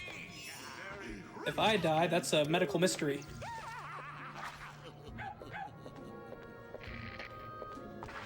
I'm assuming that's not one I'm not allowed to do. Yep, yeah, there's the bat. It's doing its thing. It's basically on random flight mode. And how many presents can you have out at a time? 3. Okay, so it's not like you could just spam this and have it hopefully speed up. It's just kind of random. Yeah, the game's telling me no. It's so weird that it, like... I like it, not random, I guess, but it is random. It's just like so weird that it takes so long for this to happen. You'd think that they would have some measure to not have you just kind of like waiting around forever. Nope. Capcom hates you. Oh, by the way, this is made by Capcom. Oh, gee. I love bringing that up at like the halfway point. I never bring that up in the beginning because like every time they're like, Capcom? I would not have pinned this as a Capcom game. Thank you. So Capcom, get off your butts and remake this game. Oh wait, Capcom doesn't do anything. So that's the one weird thing, like, everybody always wants remastered. I just want sequels. Like, don't just remake the game, give me a sequel. How would you do a sequel to a... This is technically number 3 in the Nightmare Before Christmas trilogy. There are games that have 8 sequels that I don't know how they have 8 sequels. I'm sure they can figure something out. No, it's easy. Tetsuro Nomura, when he made Kingdom Hearts 2, was like, oh god, I wrote myself into a hole, and took 13 to 14 years to dig himself out of it. It did take a while for Kingdom Hearts 3 to come out. Okay, so, who likes abusing discs? Oh no, is there disc abuse in this? We're about to make 16 loading screens in a row. Oh no. So there's save game manipulation? No, what we're gonna do... I'm gonna show you what's gonna happen. Okay. I pause the game. I unload the world. I load the cutscene. I unload the cutscene. I load the world. We do that 4 times. Are you just opening up your items menu during the cutscene? No, they automatically give you an item, so it opens up before you can go back in. You're supposed to like come out and like stand in front of all of these, but the game hasn't updated to where the coffin is closed. So you're technically in front of the same one, putting the same bat in the same one in the real world. But in the cutscene, you're putting him in all 4. So, are you supposed to have 4 of them then, or are you just supposed to put them in 4 different locations? I'm supposed to have 4 vampire bats for the 4 vampire brothers. And you basically just have one and you dupe it 4 times. Yeah. I got an A rank. I usually don't get that. That's good. Oh. That's 200 extra souls in my pocket. So we just had 18 loading screens in a row, but 16 in that, like, return area. Yeah. My disc cries every time I do that. One time, I had, my original setup, I had my Xbox right in front of me before I got an entertainment system. I heard the Xbox fans turn on to high gear when I did this one time because it was my first 100% run. So it was like a 6-hour run for the first time I did this. And like after 3 hours of already playing this game and then doing those 16 loading screens, the Xbox was like, nope, I'm done. I'm done. Especially if it's an original Xbox. Yeah, that was was an original like 2001 Xbox. I'm playing on a 2005 right now. Even still, that's a lot. This is why we love the pumpkin shield. I don't have to do that. That's a lot of enemies. That looks... That's not something I'd want to deal with, so... And then on top of that, we're about to do 4 more loading screens. Yeah, this is not for, like... So it has to load it in 4 times. This is a lot of loading all in a row. And then we load a cutscene, and then we unload the cutscene, and we load the world. And then we load the area. So did that skip a fight, or was that mostly just cutscenes? Mostly just cutscenes. What I love to show here in 100%, this is how we get our combo. Oh, you can just hit the car forever? Yeah. Oh, that's fantastic. Yeah, we get to key the mayor's car. I want to make a quick shout out here. This is the hardest trick to do. No, not here. I have to go up one level. Almost there. But this is a position perfect and frame perfect trick that I don't even use in runs. This is for IL only. Okay. But I will still show it out of the kindness to Digi Fruit Dog. Because he's a really new runner, and the first day he came to the Discord, he found something. So I always want to give an applause to Digifruit for finding that. So right here, you go over here, and the cutscene trigger is a gigantic sphere. So what you want to try to do is you want to do a triple flip across over there, and it'll just activate the cutscene early. But it's really hard. I wanted to at least show that off to just shout out Digifruit because he's a good runner. He finally got an Xbox. So it just like starts the cutscene a little bit earlier. Yep. You want to hear how much time it saves? Is it half a second? 1 second. Ooh. This is IL only. We do not touch this in any % runs. Because the frame perfect 1 second time save. Yep. The frame perfect, position perfect. And then these don't spawn if you do it right. If you don't go over there, the last two people are spawns. These don't spawn. But luckily the cutscene will unload them. So in the cutscene, he runs into this door. First off, this door doesn't lead anywhere. Second off, you're not supposed to go in this door. You're supposed to go in this door. Are you just not able to go into the other door? Oh, no, that just leads to bonus stuff. Oh, okay. And then here, this is where we turn it back to automatic. Because if you do manual, it's positioning something on the top floor that we don't need.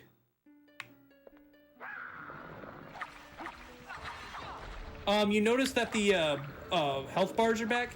That's a toggleable option. In the PlayStation 2 version, it's automatically on, and the Xbox version, it's off. Okay. Is there any reason to not have it on? Like, does it like cause lag frames or something? Nope. It just takes time to go into the menu and turn it on. Okay, so if you're already in there, you can turn it on if you want it on. So right there, I demonstrated there's loose boards. You cannot step on them. I wanted to demonstrate that because I've seen so many people do casual runs just like, oh, we can just walk across these. Then you fall and it wastes a bunch of time. Yep, and it's better to be like, this is what happens rather, I show you what happens rather say, don't do it. Yeah. Because runners are curious. They're like children.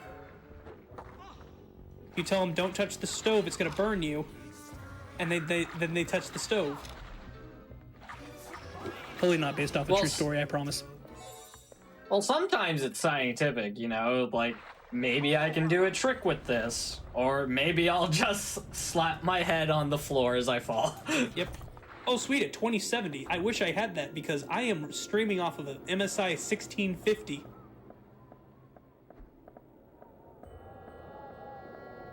You're allowed to cringe. Ooh. Better than the computer I had last year. I was running off like a 720 until last year. Nice. And then my computer exploded. Oh, man. So in this chapter, the rooftop rumble, also known as View from the Top of the World. Shout out to my Dream Eater fans out there, because I love Dream Theater the band. Still only at one reference. I'm getting everything. So you go across this gate, and we get to my favorite character again, Locke. I have a tattoo of him. Oh no, you can't see it in the light. I just see the light. There. I can kind of see it, yeah. Yeah, I have a tattoo of him. I will not tell that story here. Basically, I got world record. I wanted to get a tattoo. That's fair. But, like, people who know me in real life, when I told them I got a tattoo, they looked at me with, like, the you of all people look, you know? Yeah. I never would have expected that. Like, seriously, you wouldn't expect that, or... No, I have no opinion on the matter. That's just, like, what people thought. Or I assume the people around you would have thought. Yeah. Yeah, based on where your story was going, like, that's how they would have reacted. Yep. And then, like, people in my family were just like, yeah, that makes sense, you would get a tattoo. But then, like, friends and then colleagues at school and work were just like, wait, you got a tattoo? Yeah. Because I'm just a nerdy jock who likes theater. Why would I get a tattoo? Tattoos are pretty rad. Yeah. Getting tattoos is not pretty rad. No, I can't imagine it is. Another Let's Dance. It is very faster to do this because they have triple defense because they're 3 people. Okay. But they take triple damage to Let's Dance, so basically insta-kill. Oh, that's pretty convenient. Yep. I can't remember if I asked this earlier. For the Let's Dances, if you miss a note, you can just keep going. Yeah, you can. But if you Okay, miss perfect. 5 notes, you stop. And your damage is calculated by how many mariachi dancers are behind you. So if you have 4, that's the second highest damage, but if you get perfect score, you get a damage above that you don't see. Okay. At least I think they're mariachi dancers. They don't explain it. That's fair. They look like they would be behind a mariachi band while they're playing. There hasn't been too many of the Let's Dances. So obviously not every chapter has a boss. How many, like, do you know off the top of your head how many bosses there are in the run? In the run, there are, off the top of my head, I'd like to say 10. 5 Let's Dances and 5 regulars. Okay. All the bosses, there's 15 total in the game, so we're missing 5. And there's 5 Let's Dance battles. Alright, welcome to Deadly Danger Dungeons. Shoutouts to my angry video game nerd fans. Yeah! Alright, we're at 2. Oh, excuse me, Board James. We're at, like, 2 references out of 40 or something that I've understood. Thank you, Rocker26 Can Dancers. I do theater, I don't do dance. So this first half is just getting through it. Is there any pattern to learn, or is it... Nope.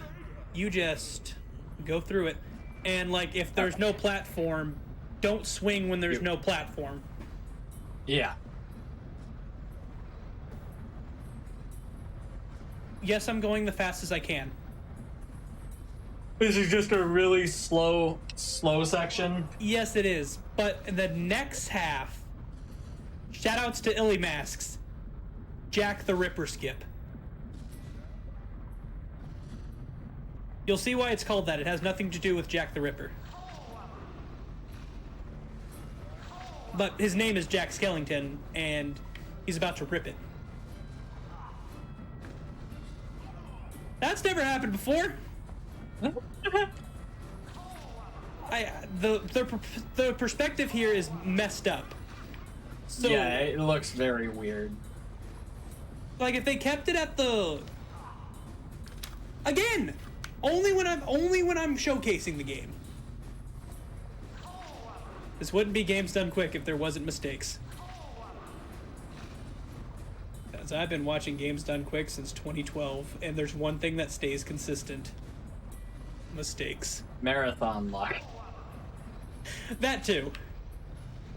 You can change the owners, you can change the runners, you can change the game, you can change the timer, you can change the layout. You'll never get rid of that luck.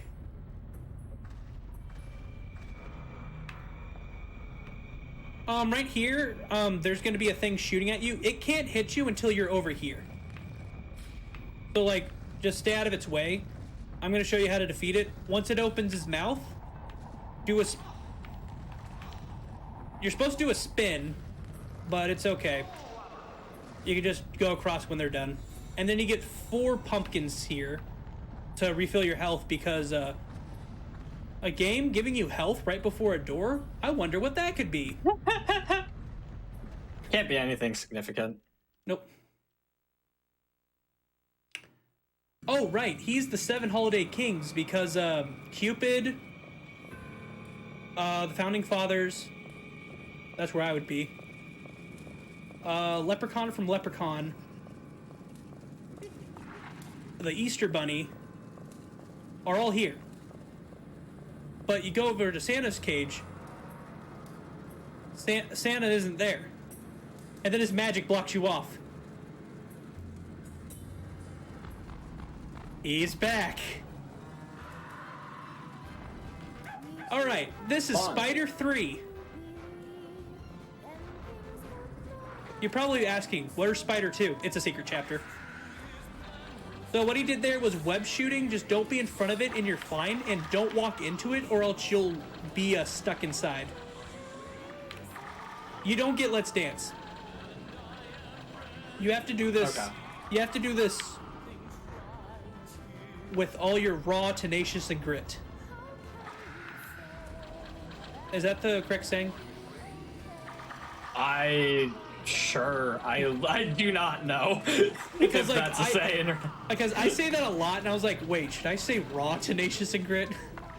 I have no idea if that is. I don't know. I've missed every reference you made. Apparently trivia and knowledge are not my forte. Yeah. I'm trying to get him to charge so I could show that off. Okay, if you walk into it, you get stuck. I was hoping that would make him charge. I really want to show it so I can show you how you can avoid it. So he crouches and you're supposed to jump out of the way. Okay. This should be the last one.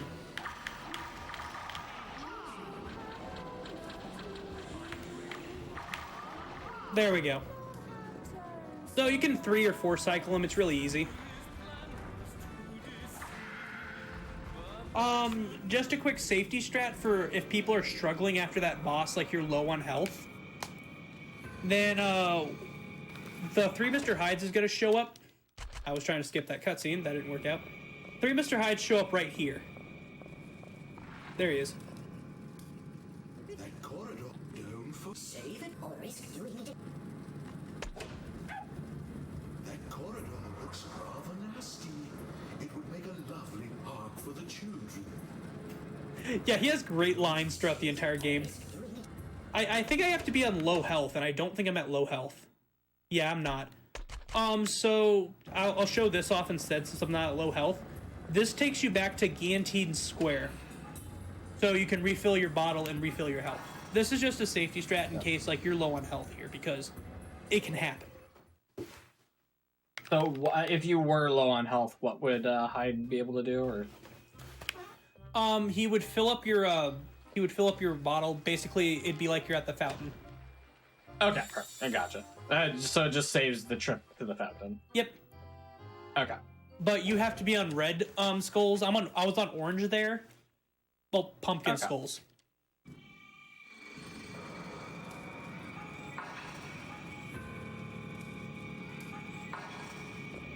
It just saves that little cutscene there. It's okay because I think I just heard myself for like a split second. That was weird. Okay, good.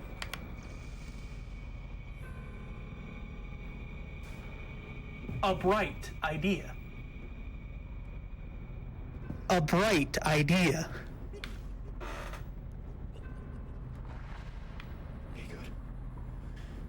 This is the room you want to be on cycle for. You want to make that first trip. If not, Jack the Ripper skip's done. Jack the Ripper skip starts when you get in here. Okay.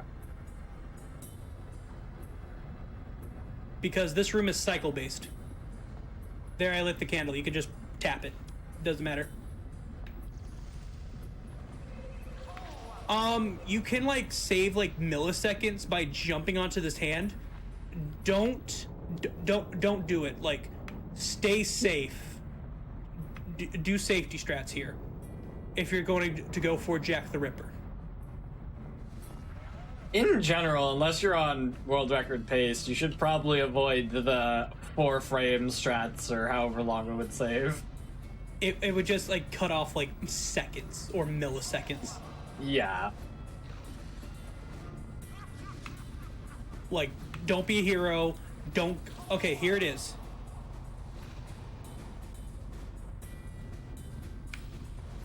Every other time, the Queen of Hearts throws a rock. You want to go down here, and then I'm not going to swing across because it's about to throw a rock.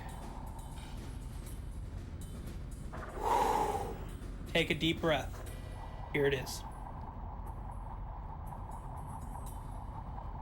Once they close it, go across. Do it again. You'll get hit right next to the exit. Oh, nice. If you fail that, So, you just land on the platform and just do the rest of the place. Don't go back and try again. You will not do it. I did not get to do that at I did not get to do that at Armed with Their Screams or Rocky Horror Speedrun Show. I'm so glad I got to do it here. so you just take damage while you're swinging, and it just lands you where you need to go. Is there? So you said it was cycle based, but is there any way? Is it dependent on where you are when you're swinging for that to work, or does it just work if you get hit anywhere in that swing? It will work anywhere if you get hit with that scream because it's vertical based. It's basically on that y-axis. That's where you need to be.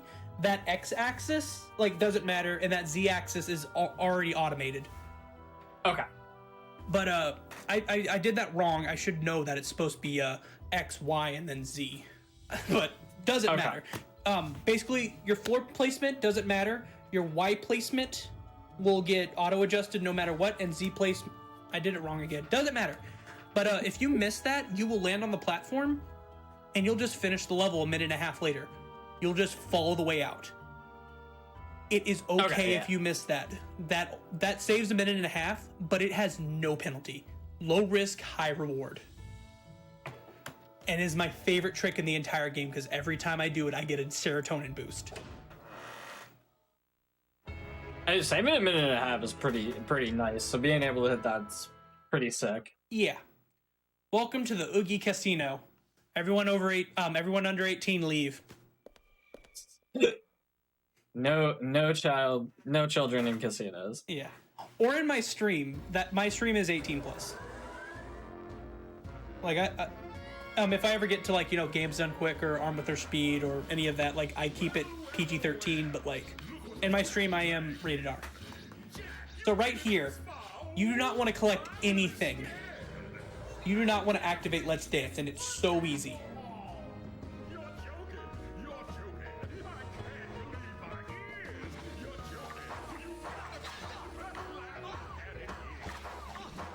Dang it. But that's okay, that only does like a sliver of damage. It's so much faster to just not activate Let's Dance. Okay. It's mostly for this. When he spawns his Oogie toys, you want to grab the right one. I hit the wall again.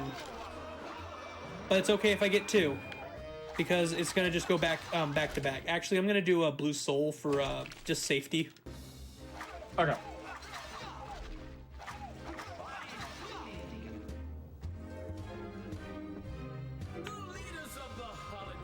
Will the blue soul increase damage on you throwing objects?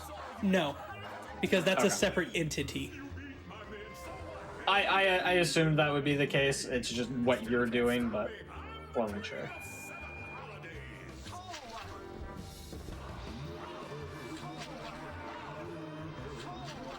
So you want to try to throw in 3. You can't throw in 4. I even tried to TAS it. Like, you can't do 4. Like, I sat down and learned how to TAS on a PCXS2 just to test if I can do 4, and it wasn't worth it. Okay. All right, then. Depending on what you did these last 17 chapters, depends on how much money you have to just go wild at the store. So right now, right before I got in, Oogie Boogie like got word that I destroyed the spider, and he booked it to Christmas Town. Because that wasn't Oogie, that was his shadow. That was the thing we fought in the first chapter.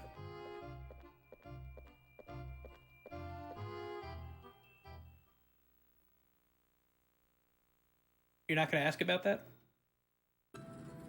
Ask about what, sorry?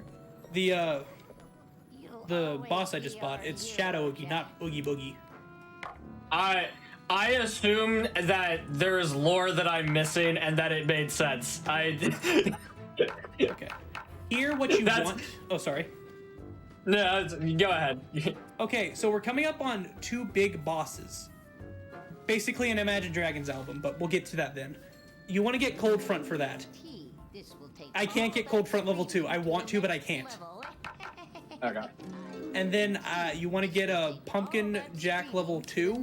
If you're very money management and you get enough money, you can get level 3, but it's not necessary. Then right here, you just want to upgrade your repossession. It just gives you a bigger present, bigger radius. It just helps out in one chapter. But it's worth it because you're here and this is the last time you can get here. Then go to the left. She won't say that in the run if you don't get a crystal skull. Then left, there is no reason not to just fill up your red and blue souls here. It's 20 seconds now that you can save minutes later. And basically the only reason you don't do this beforehand is because you're saving up for things, so you don't want to just spam buy a bunch of things. Yes, because one of my runs 2 years ago, I was off by 1 soul to get my Pumpkin Jack upgrade. Ooh. And I assume there's no selling. Nope. Yeah, that's brutal. So right here, you're going around town just because you're the king. You want to make sure everyone's good before you get out of here, because the last time you did that, bad things happen. So you're going around town just being like, hey, you good? Good. But here you don't want to skip the cutscene because you have to go through the fact that he says like, oh, you want me to save them? Okay, then like once I get that pumpkin, that's like a flag that says you're good. So you can skip that, but you don't want to because it makes you be unable to progress? Yeah. Because I'm not... So... I have to make sure everyone's okay, and I need to make sure the kings are safe. Because if I try to leave early... I guess it makes sense. That's just really weird that you just talk to them and then they're like, yeah, you didn't talk to them. Yeah. Because it's like, I should make sure everyone's okay. I should make sure the kings are safe. I should make sure I knew where Oogie went. Yeah. Right, and then just fill up everything right here, because this is the last time you're going to be in Halloween Town. Welcome to, we're going to Spiral Hill now. If you went to Hot Topic between 1994 and 2021, you'll find this t-shirt. I was about to say 2005, but then I remember I went to the mall last month and I saw a Spiral Hill t-shirt. Hot Topic just does not get rid of Nightmare Before Christmas. Granted, it's not as much right now as it was like back in the early 2000s, but it's still there. I mean, Nightmare Before Christmas is kind of like a big, title's not the right word. It's big. It's a so big. God. It's a big timeless film. Yeah, like I can understand why they would still have merch like it. Yeah. And then also he, except for the 50th anniversary for Disney World, because Mickey did that because that's his big anniversary for Disney World. Like, let him have that. Yeah. He celebrated the Halloween, but like mostly Jack Skellington is the host of any Disney park Halloween event. Yeah, that it makes sense. Yeah. Big thing with this actually. Tim Burton did not know that Nightmare Before Christmas was popular until the release of Charlie and the Chocolate Factory. So for almost 10 years, he was like, this was just a flop. It only made 50 million while Aladdin overtook everything and no one remembers it. And then he was in Tokyo for the big release of Charlie and the Chocolate Factory. He went to a bunch of toy stores. He's like, wait a minute, why are all these Nightmare stuff here? Like, why is there just a whole section for Nightmare Before Christmas? And then, like, he finds out, like, wait a minute, people have been renting this constantly and, like, rewatching it. It's one of the most popular Disney movies of all time. And, like, that shook his world up, like, a few days before Charlie and the Chocolate Factory came out. Even though he did not work on it. That's weird. No, I mean, I guess... Okay, I guess you don't really pay attention. If you think it flopped, then you just kind of move on with your life. But yeah, it's just strange to hear it. Like, oh yeah, no, this is huge, and I just didn't know it until now. Yeah. Because he didn't work on this movie. Oh, it's round 2 of everyone's favorite game, Dodge That Letter. And we did it! That letter! Woo! There is no way in heck that it flew all the way from Dr. Finkelstein's lab to the graveyard. Another reason I love Pumpkin Shield. I get to walk through fire. Yeah, that... just walking through obstacles seems really convenient. Yeah. I can't believe I forgot to do an Oogie's place. So this is the last key you have. Reach into your pocket, pull it out, unlock it, then open the game. That's so obnoxious. That's so obnoxious. I want to get in contact with Buena Vista or Capcom to see how this game was made, because I just want to ask them so many questions. Just let me open the door. Question 1. Why do I have to take the key out to open a door? I know why, but why? Yeah, I mean, it's an old game, so, like, I understand it, but, like, yeah, I just want to open the door. I've got it in my inventory. Like, clearly my character knows how to open a door. Yeah. I would hope. So here, I like to have Pumpkin Shield on so I don't get hit by the exploding guillotine skeletons. Now, this is where the story gets interesting. Oogie put a lock on Spiral Hill. The only way to unlock it is to put holiday doors on here. Okay. So I have to put because he left the holiday doors with his minions. So now I have to put the Thanksgiving, the Easter, the Halloween, and the Valentine's Day door on here just to get into the hinterlands. Okay.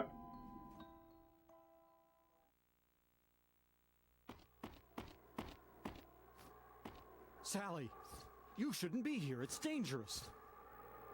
Alright, right now I'm pulling up the map. You can either go to Pumpkin Patch or speedrun.com, or you can literally type in Chapter 19 map onto Google, and it'll be the first image.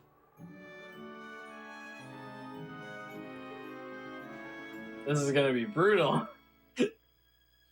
I can already sense it.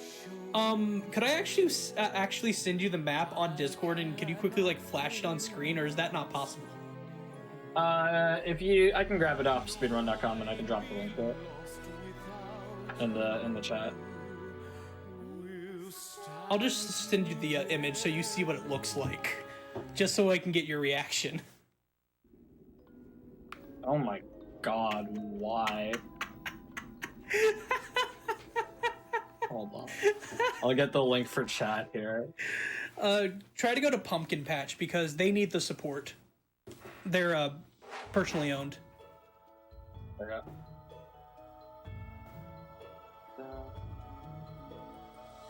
All right, time for I got lost part 1 because this is a 2-parter chapter.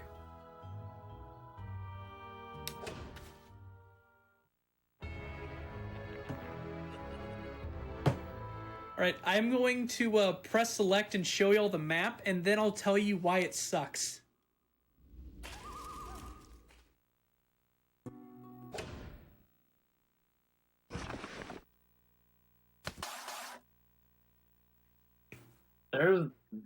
They're not connected like you think they are. Oh, I just understood what all these dots are, and this makes everything so much worse. You see this map, you think, oh, I'll go left and I'll go into that bottoms. No, you go into the top left. So for chat, since I don't have the link yet, all of these little points are teleporter maps, or like teleporter points, and they do not link up in any discerning fashion. There is no rhyme or reason to this. Okay, so you saw the map, so okay, I'll quickly say.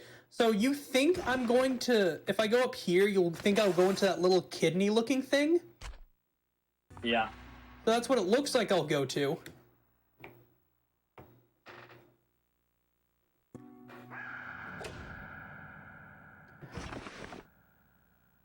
Nope.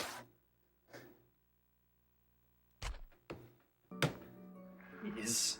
Yeah, I have been using a map for 4 or 5 years, and I still don't know where I'm going half the time.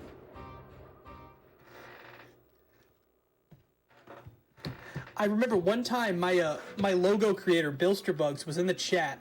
I'm halfway through the run, and it's on world record pace, and I was like, I forgot to get the map, and I literally like yelled to my friend in the chat, just, Bilsterbugs, get me it.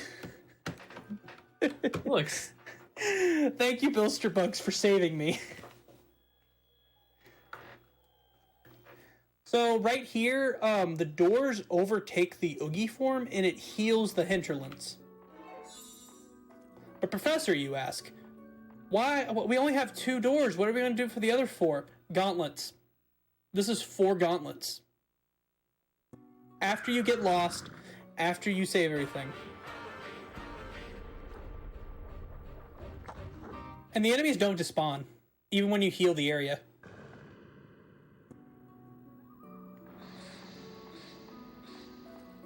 Wait, I forgot. Help.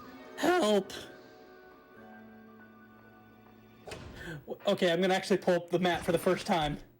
No. Because I'm trying to look at like 4 different things and it's not working out for me.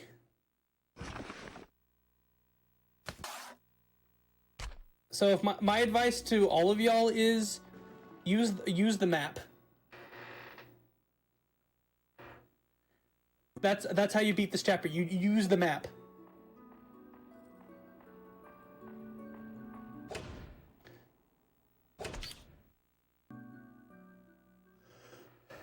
So far, I have not dropped a single frame, which is awesome.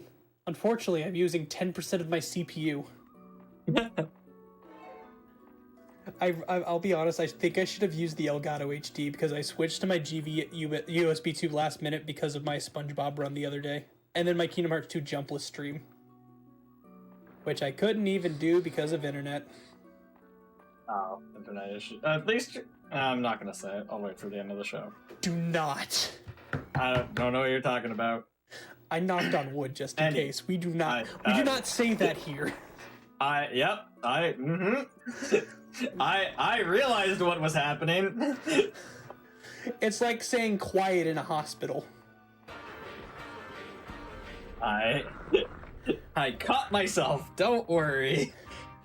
No, if you say quiet in a hospital, suddenly you're gonna have the worst hospital time in years. At least according to TikTok. Alright, each area is themed. Halloween Town is themed after surprises. So you're gonna have to deal with 6 surprise jack-o'-lanterns. I have pumpkin shield level 2. It doesn't matter.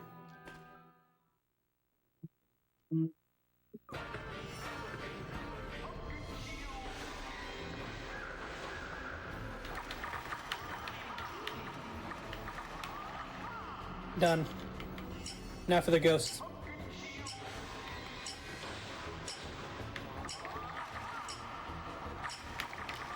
Oh no, I am not playing that, no. You are not flying away. That wouldn't have been awesome. Yeah, because you're timed. If you fail that, you die. Oh, jeez. I'm kidding, you just have to restart it. Which is awful for Thanksgiving. I mean, having to restart is still inconvenient. Yeah. So for Valentine's Day, my love is big for you. So you have to defeat 3 king skeletons. Okay. They were trying to theme it, but then they gave up at Easter because it's the exact same as Valentine's.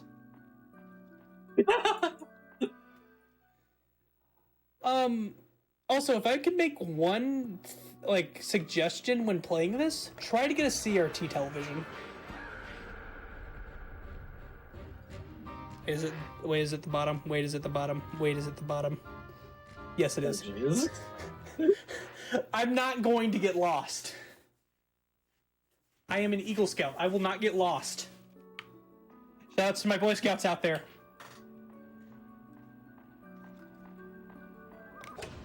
Or is it still Boy Scouts or is it Scouts now?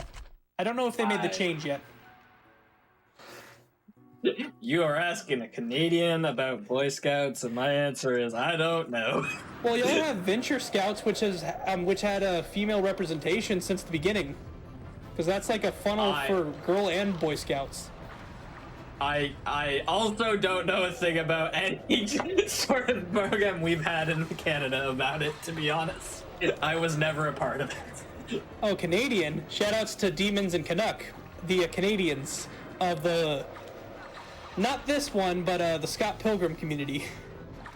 Because I'm also in that. Please, game's done quick. Please put Scott Pilgrim in there. It's been 10 years. Please and thank you.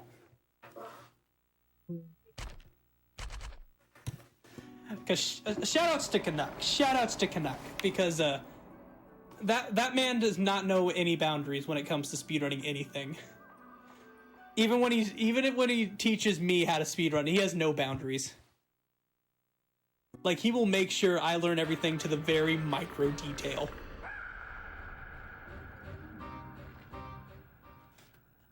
Oh my god, Neronium's here!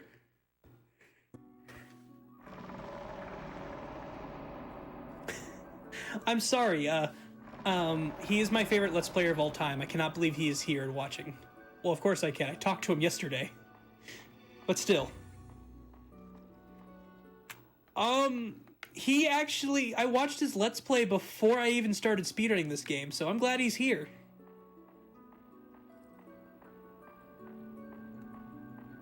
Alright then, Thanksgiving. It's a very banquet-level holiday. You have to fight every single enemy that's not a ghost here. Okay. The Xbox version, unless you're playing on a Samsung B drive, this lags. I can't stop it, but even though it lags, it's still the fastest version. But still. Is there any like lag mitigation strats or anything, or you just deal with the lag? Download to the HDD. But Okay. we're not allowed to do that yet. Okay, so short of external solutions, the solution is just you deal with the lag. Yeah. It gets bad sometimes. It gets really bad sometimes. I bet if I hacked a FPS counter into the game, then like you'd be able to see it goes down like 10 frames a second. Okay. Does it correlate to like how many enemies are on screen, or is it just like random lag drops? It correlates to how many entities are on the screen. Yeah. So like the souls, the enemies' weapons. the troll skeletons are basically double entity because they have to load the body and then the legs. Okay. So, like, but there's, like, I think 110 enemies here.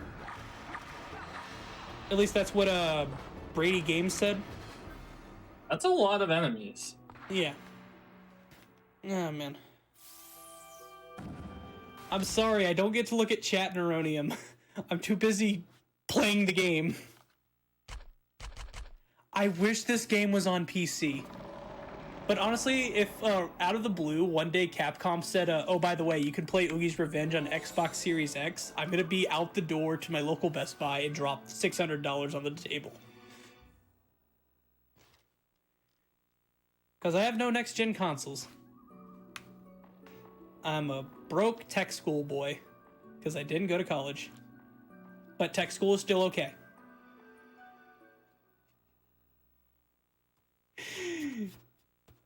Another thing, if you want to go to tech school instead of college, go to tech school. It's a good idea. But also is going to college. If you're going for the right degree. So yeah, they just rip off Valentine's Day. So it's just the same thing. Yeah. There might be... Wait, is there... God. There might be some Christian resemblance to this, but I'd have to reread the Bible to figure that out. So wait, the enemy count you gave me, was that for both sections or is that for just one? That's just for Thanksgiving. Is it the same in this one? No, you just do 3 in this one, 3 in Valentine's Day, and then 6 in Halloween. Thanksgiving's just like, here you go. They didn't even try to like balance it out so it was even amongst them. They're just like, here's 100. You said 110 or 140? 110. Okay, yeah. There's 110 in this one, and then there's like 12 in the next 3. Go ahead, have fun. Yeah. But is the right degree Celsius or Fahrenheit? Celsius. That's what we have to ask. Fahrenheit for the human body, Celsius for water, Kelvin for science. That's my opinion.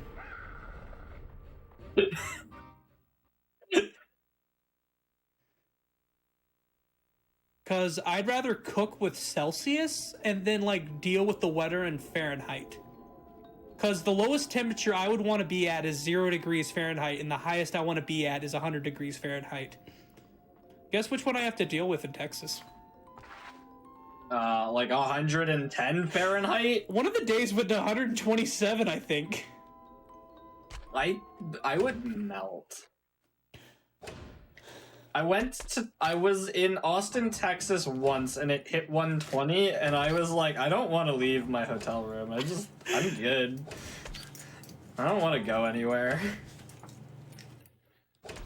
For reference, I think 60 is a little on the warmer side. I don't. Yeah. I like 40-degree weather. 0 degrees Kelvin. Let's just all die at 0 degrees Kelvin. Let's not go to 0 degrees Kelvin. I'm alright with that one. Alright, so here is the thing that's quite nasty by Oogie's standards.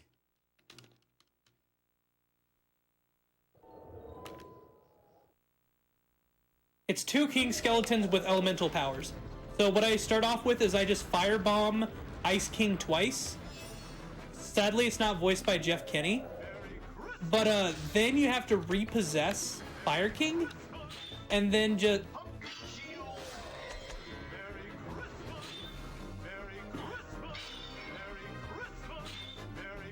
And then you just ice him to death.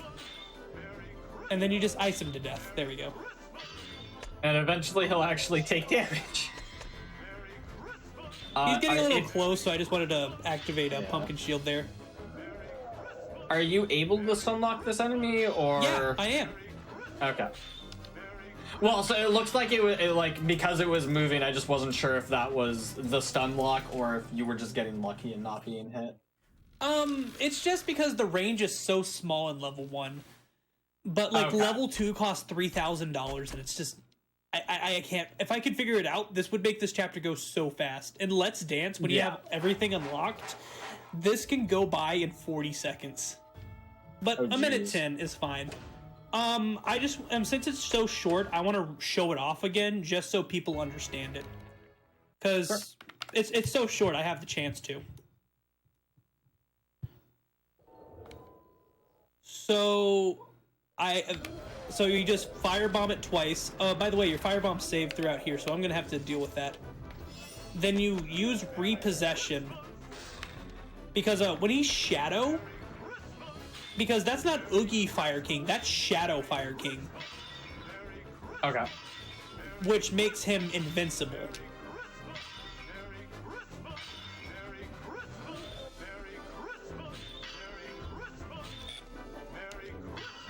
Okay, yeah. Yeah. So, easy peasy. I wanted to show that off again, though, because I wanted to hammer home that you want to use repossession. Because attacks go right through him when he's in shadow mode. Ooh, 55 seconds. Not bad. Alright, this is part 2 of Get Lost. We have to use the map again. Is it the same map? Yep. Okay. We're going back in. At least it doesn't give you a second map that's equally just useless. What is this? A random RPG I don't know about because I only played 5 RPGs in my life? Kingdom Hearts is not an RPG. I'll fight anyone on that. I mean... It's an action game with RPG elements. It's like an ARPG, isn't it? I don't know. I have no... By that logic, Madden 08 is an RPG. You mean the one where the football had a program, or had a health bar that was hidden? Yes! Because it was done in the, was the Fallout engine? I don't remember what engine, but yeah. That one. But I remember what you're talking about. Yeah. Because Bethesda thinks they know how to code, but then they try to code and they're like, crap. I mean, I'll argue that Madden 08 is an RPG. The football has a health bar. Technically. I'll be honest though, I got a full inbox with all the like advertisement and manuals for Madden 64. And like it was only $15. That's easily my favorite purchase. I even got a slipcover for it to protect it. But Madden 64 is actually fun because I was gonna pop it in and be like, oh, this is gonna suck. And then I played it and I'm like, wait, why is this fun? That's always nice when you're like, oh, geez, this game's actually good. Yeah, because I'm a nerd. I do theater. I'm going for a math degree after I save up money. I'm getting an IT certification. I don't do the football. Wait, why is this fun? Tossing around the pigskins against the Kentucky Cowboys and the Dallas Wizards.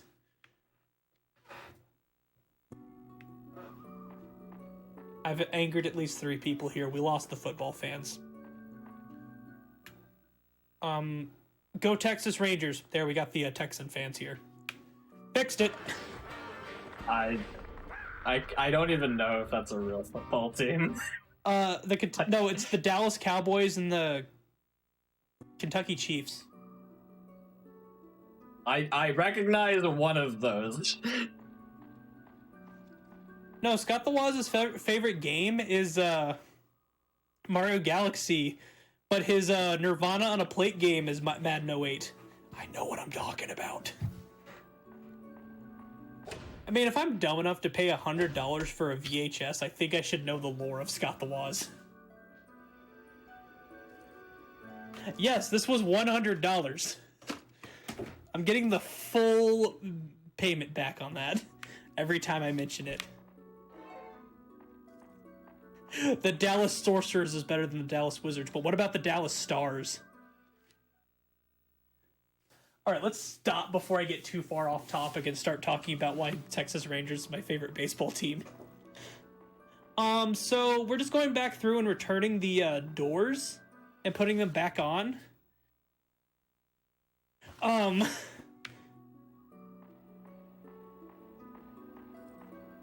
Ooh. Oh, you just have to put it back in like you're putting keys back in. Capcom, remake this game and make it better. Why do I have to open my inventory Because to use an item? You don't open your car by leaving it in your pocket and just opening your locked door. I don't live in a video game. I mean, unless you have a Tesla. I did. Valid point. Which I really want a Tesla Model 3 so bad. It's my favorite Tesla model, and I don't have it. And it saddens me every day because gas is so expensive. Ooh. Oh, bless you. Alright then, now you have a 50-50 choice here. Go on the right one, and you'll go to the 7 holidays. Go on the left one, you go right back to the beginning of the area. Is there a different route for it, or is because one of them's the wrong way? One of them's the wrong way. And if you're going for S rank and you choose the wrong way as a child, sorry, you're going back to the beginning. Oh, and S rank is based on time, right? Yeah. As well as other things. Oh, that's... Are the S... Go ahead. Go on. No, you go on. Are the S rank times, like, reasonable, or are they, like, very tight time frames? They are reasonable if you skip the cutscenes. They're very tight if you don't. They count the cutscene time. Yes. That's brutal. They count the pause time, too. Every time you're in a map, you're in your inventory, that counts. What? Oh, no. That's so mean. I only know this because Neuronium. Oh, I was gonna say, like, what if you're a kid and mom needs help with the groceries? You're just out of luck. Especially if you're in the middle of the longer chapters. Okay, here is another section of RNG. There is, I think 10 Christmas trees around here. Only one of them has a red ornament, the rest have explosives. Oh, good. Yeah, Oogie Boogie got to Christmas Town before us.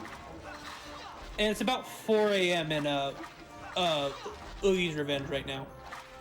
So the game takes place over 8 hours, technically. We cut out about 6 of those in the speedrun. And 2 of them in 100%. Because my world record right now is like 4.5 or 5.5 hours. But if I wanted to teach 100%, it would take 7. So does the in-game... How does the in-game time work, then? Is it, like, chapter, like, story-based? Or is it just, like, it's always incrementing? It's always incrementing just a little bit or a lot. Okay. Right now, I'm trying to go get all the Christmas decorations because Oogie destroyed the Christmas tree. I don't know why I'm fixing the Christmas tree. I should be going after Oogie Boogie right now, but oh well.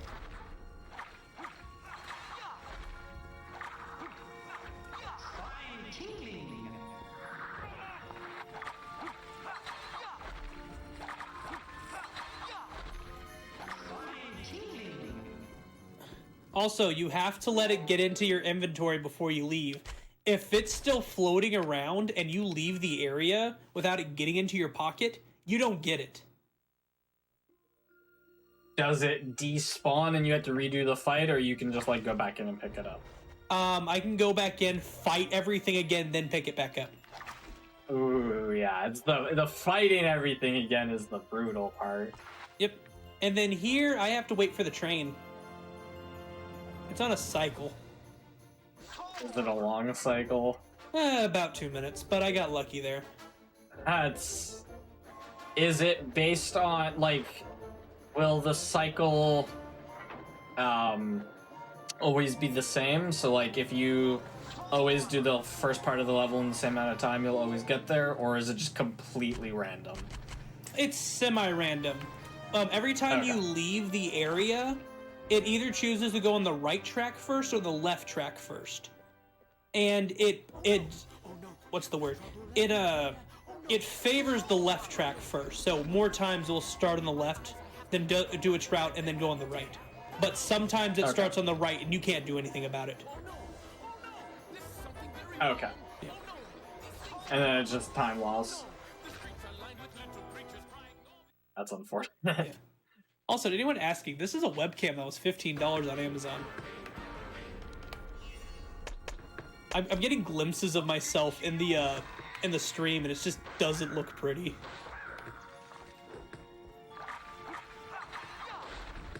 I mean, you don't exactly need like a high quality webcam to speedrun, right? Yeah.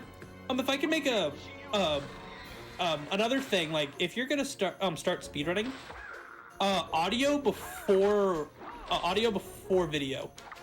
People will leave your stream if your audio is bad before your video is bad.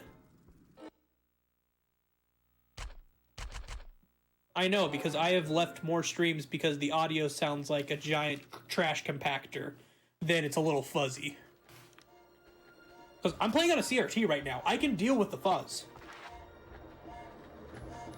I mean, it's also a game from like 18 years. Yeah, no, 17. Yeah, that 18's correct in like a week. Oh, wait, I never got the red ornament. I went through every one except this one. Oh, whoops. Wait. I think I forgot one. I forgot one!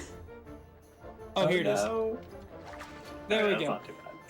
That is the worst RNG, because it's a 1 in 8 chance each time. And that was your last tree. Yep. So I think it's a 1 in 256 chance for the first one to be the red ornament.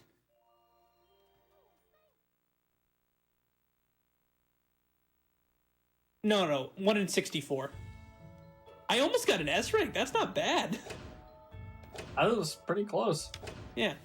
So this one, shoutouts to Glad Jonas.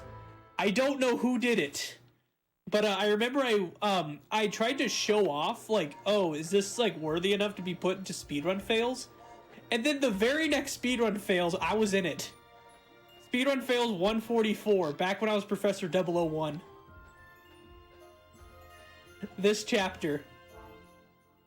So the point is, I don't know why Oogie doesn't just kill him outright, but I think he has Joker syndrome where it has to be something elaborate.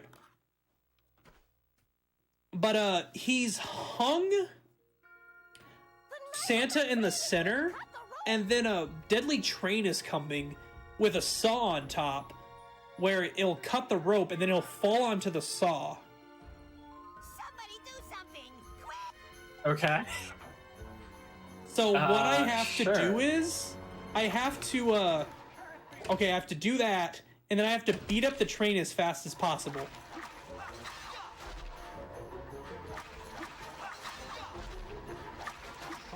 And is this the final part of the game? Nope, we have one more chapter after this. Okay.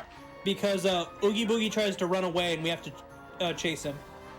Gotcha. And I am trying my best not to deal with any other enemies here. Even if they have chapter 1 health, I don't want to deal with them. Yeah, there's like a bunch of extra creatures spawning, and that's just extra time you don't want to deal with. Yeah, and their thing is big. Also, I'm going to actually show how early this despawns. Look at all that track. You see it? Yeah. Nope. He just disappears early. Okay, sure.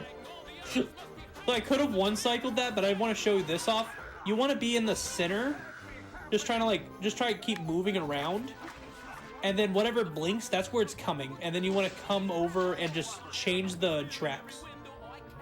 You can do it as early as you want. It's okay.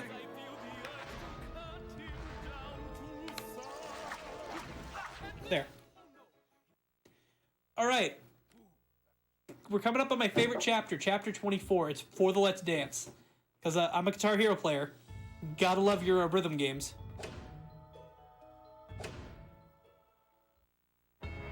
We're taking out the trash at night.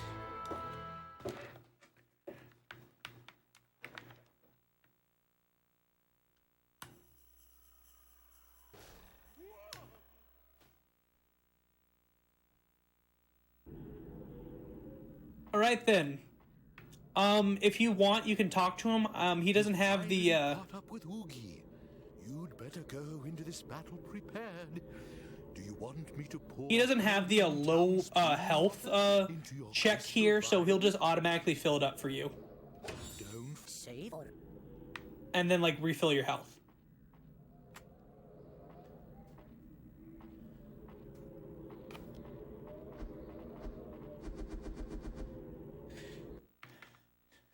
Look at me, Squidward. I'm saving Christmas at night. I'm not gonna lie, I only know the character, but I have not seen it, so That's a I season don't know. 2 episode. I've never watched any of it, so I don't know if I count that as like a 2.5 for references I got or not. Like, I don't know where we're at. Well, if we've been talking about Kingdom Hearts all night. Sure, 2.5. There we go.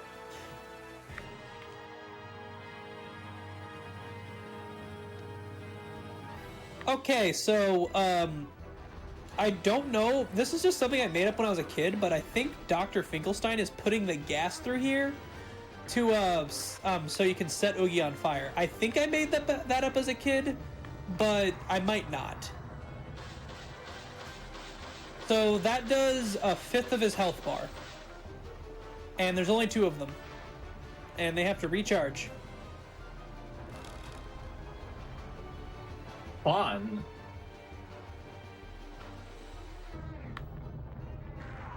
Dang it. So about half of his health's gone. So to save time, I come down here and attack his feet, and there's nothing I can do about this.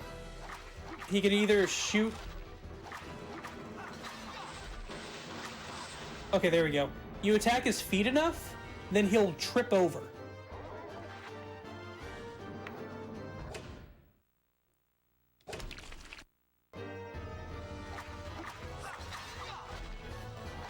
And then you just wail on his head. In Let's Dance, let me tell you, it's so much easier because the 100% reward for this game is infinite fire souls. Oh, that's pretty good. That is the only thing more overpowered than Pumpkin Shield level 3. Okay, hit me. We gotta speed this up. It's only been 2.5 hours. I thought it's been 3 for some reason. No, it's it's been a little faster than 3, that's for sure. There we go. That's part 1. I'll show the cutscene. We have time. We have time.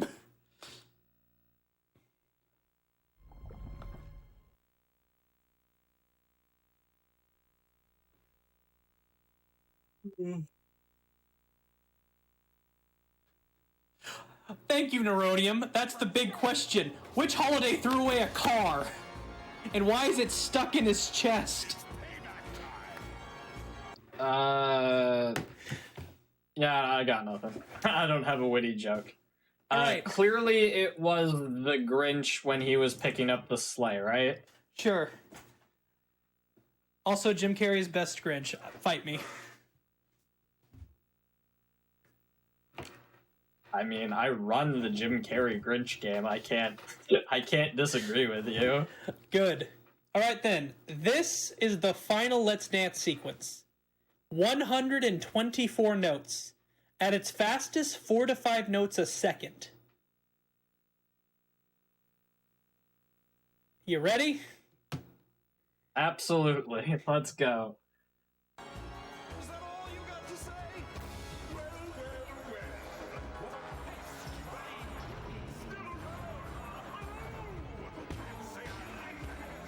So why don't Yeah, this is sort of brutal.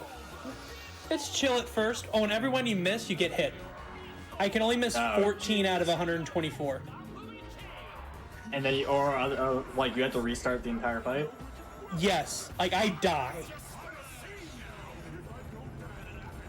I have to restart the chapter. Oh, jeez.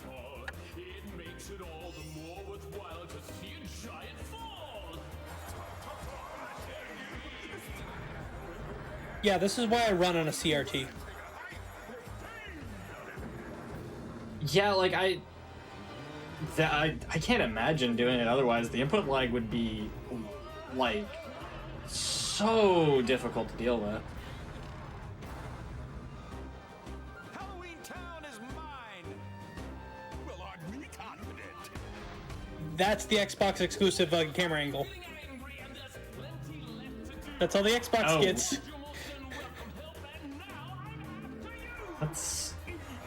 That's so strange. I don't know why that's not in the PlayStation 2 version.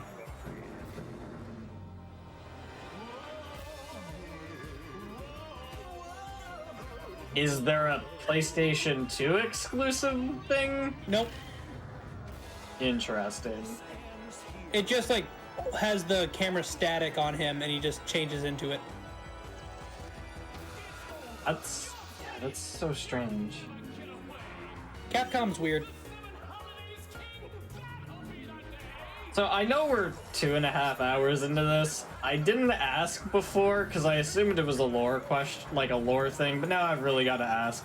Is dancing like a big thing in Nightmare Before Christmas? Because no, it's music because it's a musical. Nightmare Before Christmas is a musical. Sure. All right, this is where it gets really fast, so I'm gonna need quiet for this. All right, sure. I'm the Seven Holidays King. You're king of nothing.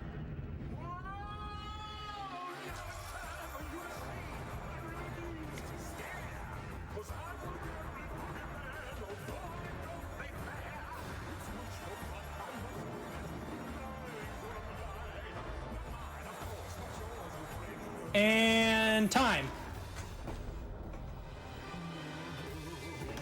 I forgot to tell y'all that's on the right arrow. I'm sorry. That's all good. Is there like a colorblind option for this? Because while I was watching that last part, I realized that the only reason I could identify what buttons there were was because they were colored. No, it's worse on PlayStation 2 because it shows the black outlines. Oh no. Oh, okay.